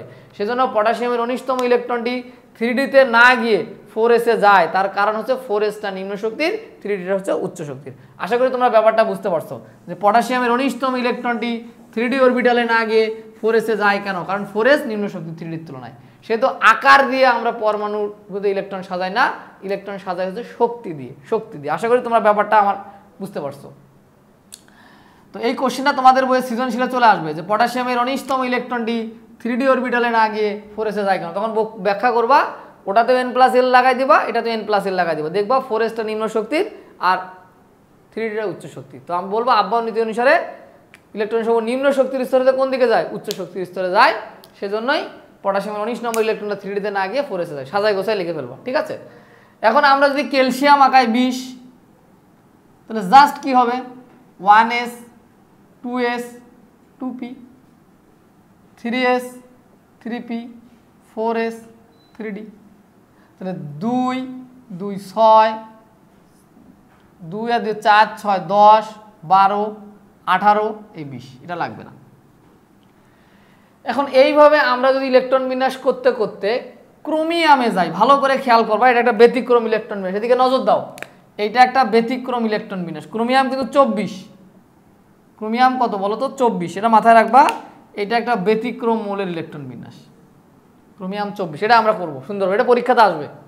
তো দেখো 1s আব্বাও নীতি অনুসারে লিখবা, 2s 2p, 3s 3p, 4s 3d। আমি কিন্তু আব্বাও নীতি অনুসারে লিখলাম। এখন 24, তাহলে প্রথমে 2, তারপরে 2, তারপরে 6, 10টা 12টা 18টা 20টা চলে এসেছে, হাতে আছে কটা? 24টা। এই 4 যাবে এখানে, আব্বাও নীতি অনুসারে সাজাচ্ছে। কিন্তু বাস্তবে দেখবা ডির ক্ষেত্রে ডিতে আমরা ম্যাক্সিমাম ইলেকট্রন ধরে কয়টা বলো তো? 10টা না? এটাকে বলি ডির ফুলফিল কন্ডিশন। ফুলফিল, এটা ফুলফিল। আর ডিতে যদি অর্ধেক থাকে এটাকে বলি আমরা হাফ ফিল বলি। তাহলে ডিতে 10টার মধ্যে 10টা থাকার নাম যদি ফুলফিল হয়, ডিতে অর্ধেক থাকার নাম কি? Half feel. তো ডি সব সময় চায় হাফ ফিল বা ফুলফিল করতে। কি চায়? হাফ ফিল বা ফুলফিল করতে। তাহলে সেই কারণে ডিতে যদি কখনো 4টা ইলেকট্রন দেখো, তাহলে সেটা 5টা বানাই দিবা। সেটা পরমাণুর ক্ষেত্রে। কার ক্ষেত্রে বলো? পরমাণুর ক্ষেত্রে, আয়নের ক্ষেত্রে না, এটা আমি আর পরে আলাপ করব। তো পরমাণুর ক্ষেত্রে ডিতে যদি 4টা ইলেকট্রন থাকে সেটা আগের একটা স্তর থেকে একটা ইলেকট্রন নিয়ে এটা তৈরি করে দিবে। এটাকে বলে ডির হাফ ফিল কন্ডিশন। কি কন্ডিশন? Half fill condition. তেমনিভাবে আমরা যদি কপার দেখি, কপার কিন্তু 29, এটাও কিন্তু একটা ব্যতিক্রম। হ্যাঁ, খুব ভালো করে খেয়াল করবে এই দুটো পরীক্ষাতে আসবে যে কপার ইলেকট্রন বিন্যাস দেখাও বা ক্রোমিয়ামের ইলেকট্রন বিন্যাস দেখাও, তাহলে কি হবে দেখো, 1s 2s 2p 3s 3p 4s 3d। তো এই যে 2 2 6 2 6, এটা 18 চলে গেছে। এই যে 20, এখানে হয় 19 29। তাহলে একটা কথা বললাম যে ডিতে দেখো 9 আছে, এই 9কে আমরা 10 বানাবো। 9কে কি বানাবো? 10। তাহলে একটা ইলেকট্রন নিব কোত্থেকে? আগের স্তর থেকে নিয়ে নিব, এই যে 1 বানাবো। তো এখন আমার প্রশ্ন হচ্ছে এইটা আপনি কখন করবেন, এই কাজটা আপনি কখন করবেন? এই কাজটা করব ডিতে যদি কখনো 4টা থাকে সেটাকে আমরা 5টা বানাবো, আর ডিতে যখন 9টা ইলেকট্রন আসবে স্বাভাবিকভাবে সেটাকে আমরা 10টা বানাবো। এই যে 4টাকে 5টা বানানোর নাম হাফ ফিল, 9টাকে 10টা বানানোর নাম কি? ফুলফিল। তো ডি সবসময় হাফ ফিল বা ফুলফিল রাখতে চায়, এই জন্যই ক্রোমিয়াম এবং কপার এই দুটো খুব ভালো করে মাথায় রাখবা। ক্রোমিয়াম এবং কপার ইলেকট্রন বিন্যাস দেখাও, তখন এই জিনিসটা মাথায় রাখবা যে তোমাদের বইয়ে এটা সুন্দর করে সাজায় লেখা আছে, 4sটা পরে 3টা আগে, বাট তোমরা এইভাবে লিখলেও কোনো সমস্যা হবে না, ঠিক আছে? তো পটাশিয়ামের ক্ষেত্রে তো দেখলামই আমরা যে 3ডির চেয়ে 4s-এ যায় কেন, এখানে একটা কোশ্চেন আছে। আর এখানে হচ্ছে এই দুটো ইলেকট্রন বিন্যাসে ব্যতিক্রম, কারণ ডিকে হাফ ফিল অথবা ফুলফিল করতে হয়। কখন হাফ ফিল বা ফুলফিল করবা? পরমাণুর ক্ষেত্রে হাফ ফিল, আয়নের ক্ষেত্রে না, পরমাণুর ক্ষেত্রে। অর্থাৎ যখন ডিতে 4টা চলে আসবে ওটাকে 5টা বানাইতে হবে। ডিতে যখন আমাদের 9টা চলে আসবে সেটাকে কত বানাইতে হবে? 10টা বানাইতে হবে। তো এটাই ছিল। এখন জিঙ্ক যদি আমরা করে ফেলি, জিঙ্কে কোনো ব্যতিক্রম নাই, 30। এটা তোমাদের জন্য HW দিয়ে দিলাম, যেটা তোমরা নিজেরা করবা। তো এখন কথা হচ্ছে আমি তোমাদেরকে পরমাণুর ইলেকট্রন বিন্যাসের যে নীতিটা ছিল বা শক্তি স্তরের ইলেকট্রন বিন্যাস, সেটা নিয়ে একটা বেসিক আইডিয়া দেওয়ার চেষ্টা করেছি। তো আশা করি তোমরা এই বিষয়টা সুন্দরভাবে বুঝতে পেরেছো। তো প্রথমে বলি আইসোটোপ কাকে বলে, এটা দেখবো আমরা। তো এখন দেখো, একই মৌলের ক্ষেত্রে যে সকল পরমাণুর প্রোটন সংখ্যাটা সমান, এই কথাটা মাথায় রাখবা, প্রোটন সংখ্যাটা সমান কিন্তু নিউটন ও ভর সংখ্যা ভিন্ন, তাদেরকে পরস্পরের আইসোটোপ বলে। আমি বিষয়টা একটু সুন্দর করে বোঝানোর চেষ্টা করি। তো এখন একটা জিনিস মাথায় রাখবা, এখানে প্রোটন সংখ্যাটা সমান থাকবে দুইটা মৌলে যাদের মধ্যে কম্পেয়ার করব। ভিন্ন কি কি বলতো? ভিন্ন হচ্ছে প্রোটন সংখ্যাটা আলাদা, প্রোটন সংখ্যাটা আলাদা, আর নিউটন সংখ্যাটাও আলাদা। তাদেরকে পরস্পরের কি বলবো আমরা? আইসোটোপ বলবো। তাহলে আইসোটোপ হইতে গেলে কি হইতে হবে? প্রোটন সংখ্যাটা সমান হতে হবে। তাই আমি সহজে একটা উদাহরণ তোমাদেরকে আগে দেখাই। মনে করো তোমরা এইখানে একটু ভালো করে দেখো, সেটা হচ্ছে অক্সিজেনের কথা যদি আমি বলি, অক্সিজেনের একটা রূপ, এখানে আমরা জানি পারমাণবিক ভর লিখি, এইখানে আমরা প্রোটন সংখ্যা বা পারমাণবিক সংখ্যা লিখি, তাই তো? Oxygen 16, oxygen 17, oxygen 18। অক্সিজেনের 3টা চেহারা বা রূপ প্রকৃতির মধ্যে খুঁজে পাওয়া যায়। একটা কত? 16 ফরম্যাটের অক্সিজেন, একটার পারমাণবিক ভর কত বলো তো? 17, একটার পারমাণবিক ভর 18। তো এখন আমরা দেখো তো, তিনোটায় যদি অক্সিজেন হইতে চাই এর প্রোটন সংখ্যাটা সেম হইতে হবে না? মানে একই জাতীয় মৌল, আমরা জানি যে আমরা যদি পারমাণবিক সংখ্যা পাল্টাই দেই তাহলে মৌলের নামে কিন্তু পাল্টে যায়। যেমন নাইট্রোজেন মানে কিন্তু পারমাণবিক সংখ্যা 7, অক্সিজেন হলে 8, 9 হলে কিন্তু ফ্লোরিন। তার মানে পারমাণবিক সংখ্যা একই রাখতে হবে। যদি আমরা একই মৌলের বিভিন্ন রূপ নিয়ে কথা বলতে চাই তাহলে পারমাণবিক সংখ্যাটা কি রাখতে হবে? একই রাখতে হবে। এই সংখ্যাটা কিন্তু একই রাখতে হবে। তাহলে এই জন্য বলা আছে একই মৌলের ক্ষেত্রে, আইসোটোপ কোন মৌলের ক্ষেত্রে কাজ করে? একই মৌলের ক্ষেত্রে যে সকল পরমাণুর প্রোটন সংখ্যা সমান, অর্থাৎ প্রোটন সংখ্যাটা সমান হবে, কিন্তু নিউটন ও ভর সংখ্যা ভিন্ন। এখন তুমি দেখো তো, এর ভরটা আলাদা, এটা 16, এটা 17, এটা 18, ভরটা আলাদা না? ভরটা কিন্তু আলাদা, তাই না? আবার এই দুটো যদি আমরা বিয়োগ করি, প্রোটন সংখ্যা সমান সমান কি? Proton plus Newton. তো নিউটন মানে কি? a minus P. অর্থাৎ আমরা যদি 16 মাইনাস 8 করি তাহলে এখানে পাবো 8, এখানে যদি আমরা 17 মাইনাস 8 করি তাহলে এখানে পাবো 9, এখানে যদি 18 মাইনাস 8 করি এখানে পাবো 10। তার মানে আমরা বুঝতে পারতেছি যে এই মৌল তিনটের মধ্যে আমরা যদি কম্পেয়ার করি, মৌল দুটো একই জাতীয় মৌল হইতে হবে, একই জাতীয় মৌল হইতে হবে। তার মানে প্রোটন সংখ্যাটা সমান, ভর সংখ্যাটা আলাদা আলাদা। দেখো, আর এই দুটো বিয়োগ করলেই তো নিউটন সংখ্যা পাওয়া যায়, তাই না? ভর সংখ্যা থেকে এই সংখ্যাটা বাদ দিলে কি সংখ্যা পাবো? নিউটন সংখ্যা। কিছুক্ষণ আগে দেখালাম A equal proton minus neutron equal proton ভর সংখ্যা মাইনাস প্রোটন সংখ্যা। তাহলে এই দুটো বিয়োগ করলে তো আমরা পেয়ে যাচ্ছি 16 মাইনাস 8 করলে এটা আসবে 8, 17 মাইনাস 8 করলে এটা আসবে 9, 18 মাইনাস 8 করলে এটা 10। তার মানে যে সকল পরমাণুর প্রোটন সংখ্যাটা সমান কিন্তু নিউটন সংখ্যাও আলাদা, ভর সংখ্যাও আলাদা, তাদেরকে পরস্পরের আমরা কি বলবো? আইসোটোপ বলবো। কি বলবো? আইসোটোপ। একই মৌলের ক্ষেত্রে যে সকল পরমাণুর প্রোটন সংখ্যাটা সমান, নিউটন ও ভর সংখ্যা ভিন্ন, এই যে এখন দেখো নিউটন ও ভর সংখ্যাটা ভিন্ন, তাদেরকে পরস্পরের আইসোটোপ। আইসোটোপে কিন্তু প্রোটন সংখ্যাটা সমান থাকবে, এই কথাটা মাথায় রাখবা। তো আরও দু একটা উদাহরণ যদি আমরা দেখি, তো উদাহরণগুলো দেখলে কি হবে দেখো আইসোটোপের ক্ষেত্রে। তো হাইড্রোজেনের 3টা আইসোটোপ প্রকৃতির মধ্যে পাওয়া যায়। মনে করো এই একটা হাইড্রোজেন, এখানে একটু লিখে এইদিকে লিখি, এই একটা মনে করো হাইড্রোজেন যার পারমাণবিক সংখ্যা 1, পারমাণবিক ভরও 1। আর একটা হাইড্রোজেন হচ্ছে এইটা যার পারমাণবিক সংখ্যা 1 কিন্তু এর ভর হচ্ছে 2। এগুলো অনেকগুলো রূপ আছে, এর পারমাণবিক সংখ্যা 1, এটা হচ্ছে দেখো। তো তিনোটা মৌলে কিন্তু হাইড্রোজেন, কারণ প্রোটন সংখ্যাটা সমান, কিন্তু ভর সংখ্যাটা আর বিয়োগ ফলটা চিন্তা করো, নিউটন সংখ্যাটা কিন্তু ভিন্ন।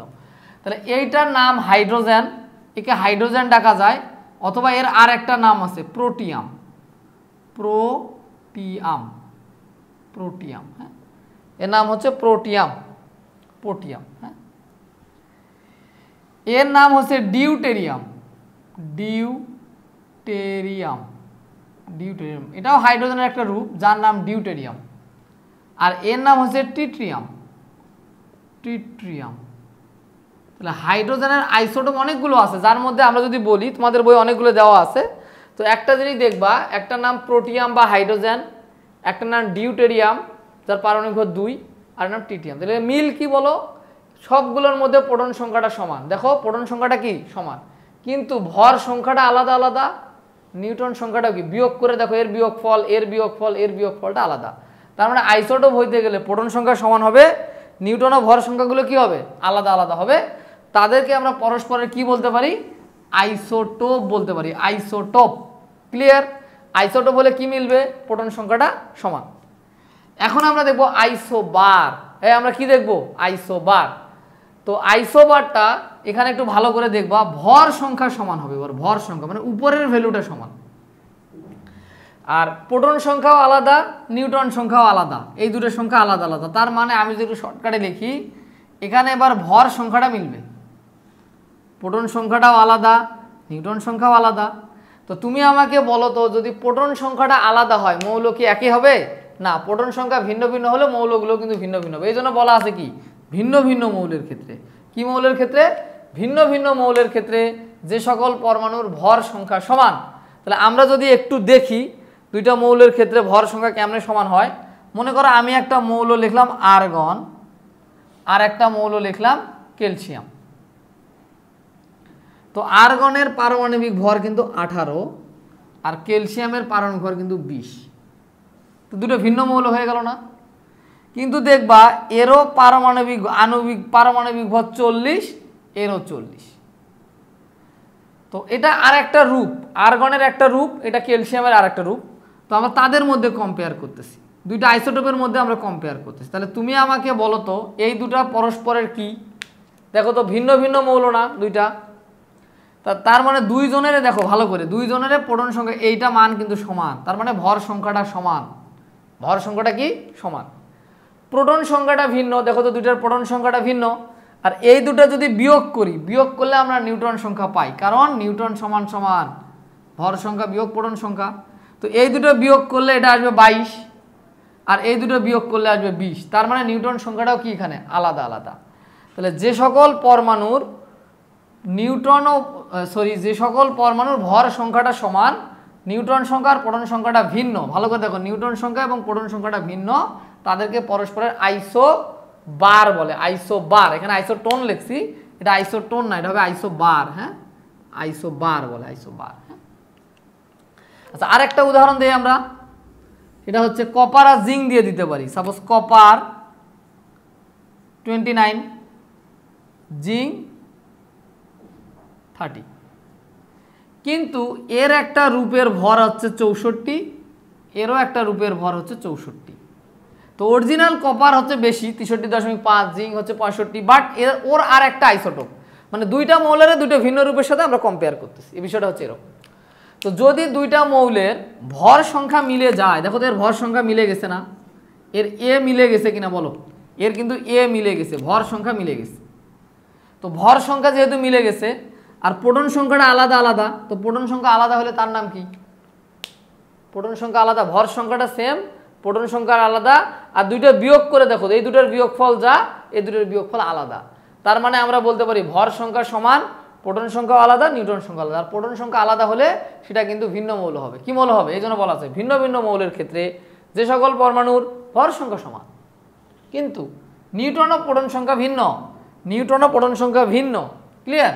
নিউট্রন ও প্রোটন সংখ্যা ভিন্ন, তাদেরকে পরস্পর আইসোবার বলে। তো আশা করি তোমরা এই ব্যাপারটা উদাহরণ থেকে এখানে সুন্দরভাবে ক্লিয়ার হয়েছো। এখন আমি তোমাদের যে বিষয়টা দেখাবো সেটা হচ্ছে আইসোটোন কাকে বলে। আইসোটোন, হ্যাঁ দেখো আইসোটোন সংখ্যাটা একটু লিখে ফেলি সুন্দর করে, দেখো আইসোটোন।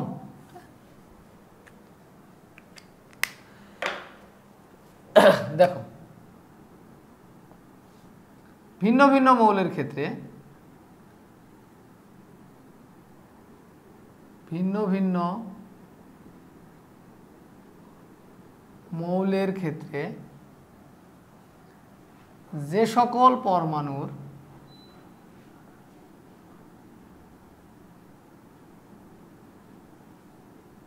ভিন্ন ভিন্ন মৌলের ক্ষেত্রে যে সকল পরমাণুর নিউট্রন সংখ্যা সমান,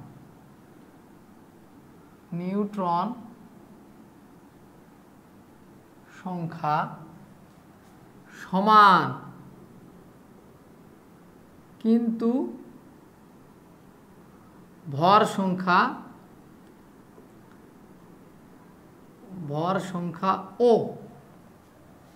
প্রোটন সংখ্যা আলাদা, প্রোটন সংখ্যা ভিন্ন, তাদেরকে পরস্পরে আইসোটোন।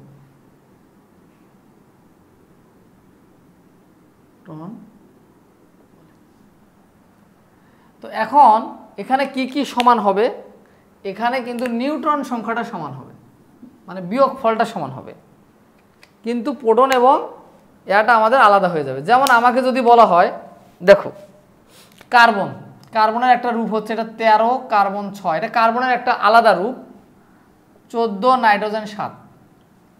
তো এই দুটোর মধ্যে কম্পেয়ার করে দেখো তো এই দুটো বিয়োগ করলে কত আসবে বলো তো? এই দুটো বিয়োগ করলে দেখো এখানে ভর সংখ্যাটা কিন্তু আলাদা আলাদা, দেখো ভর সংখ্যাটা আলাদা, দুইটা মৌলের ভর সংখ্যাটা কিন্তু আলাদা, এরও ভর আলাদা, এরও ভর আলাদা, এরও নিউট্রন সংখ্যাটা আলাদা আলাদা, একটা হচ্ছে 6 আলাদা আলাদা, দেখো নিউট্রন না, এর প্রোটন সংখ্যাটা দেখো এটা 6, এটা কত 7। তাহলে এখানে দেখো এর বিয়োগফল, এটার বিয়োগফল করে দেখো তো বিয়োগ করলে কত আসে নিউট্রন সংখ্যা, এই দুটো বিয়োগ করলে তো নিউট্রন পাবো, তো এটাও নিউট্রন সংখ্যা, এরও হচ্ছে 7, এই দুটো বিয়োগ করে দেখো এরও নিউট্রন সংখ্যা আসবে কিন্তু 7। তার মানে যে সকল পরমাণুর ভর সংখ্যা আলাদা, প্রোটন সংখ্যা আলাদা, শুধু নিউট্রন সংখ্যাটা মেলে, তাদেরকে পরস্পরের কি বলতে পারি আমরা? আইসোটোন বলতে পারি। তাহলে এই যে এই কথা লেখা আছে ভিন্ন ভিন্ন মৌলের ক্ষেত্রে, দেখো আলাদা মৌল, প্রোটন সংখ্যা যেহেতু আলাদা, ভিন্ন ভিন্ন মৌলের ক্ষেত্রে যে সকল পরমাণুর নিউট্রন সংখ্যা সমান কিন্তু ভর সংখ্যায় যে এ আর প্রোটন সংখ্যাটা ভিন্ন ভিন্ন ভিন্ন, এই কথাটা মাথায় রাখবা, তাদেরকে পরস্পরের কি বলে? আইসোটোন। তো আরেকটা দেখি উদাহরণ, মনে করো সোডিয়াম, এটা হচ্ছে পারমাণবিক 23 11, একটা হচ্ছে ম্যাগনেসিয়াম, কি ম্যাগনেসিয়াম, এটা হচ্ছে 24 আর 12। তাহলে ভালো করে তাকাও তো, এর ভর সংখ্যা আলাদা, এর প্রোটন আলাদা, কিন্তু বিয়োগ করে দেখো তো এটাও 12 আসবে, বিয়োগ করে দেখো এটাও 12 আসবে। তার মানে এই দুটো যে বিয়োগ করো এর নিউটন সংখ্যা আসবে 12, এরও নিউটন সংখ্যা, এই দুটো বিয়োগ করলে কত আসবে? নিউটন সংখ্যা আসবে 12। তার মানে এরা পরস্পরের কি হিসেবে কাজ করতেছে বলো তো? এরা পরস্পরের আইসোটোন হিসেবে কাজ করতেছে। তার মানে আমরা বুঝলাম আইসোটোপে প্রোটন সংখ্যা সমান, আইসোবারে ভর সংখ্যা সমান, আর আইসোটোনে নিউটন সংখ্যা সমান। তো এটাই ছিল আইসোটোপ, আইসোটোন, আইসোবার সম্পর্কে একটা বেসিক আইডিয়া। আশা করি তোমরা এই টপিকসটি সুন্দরভাবে বুঝতে পেরেছো।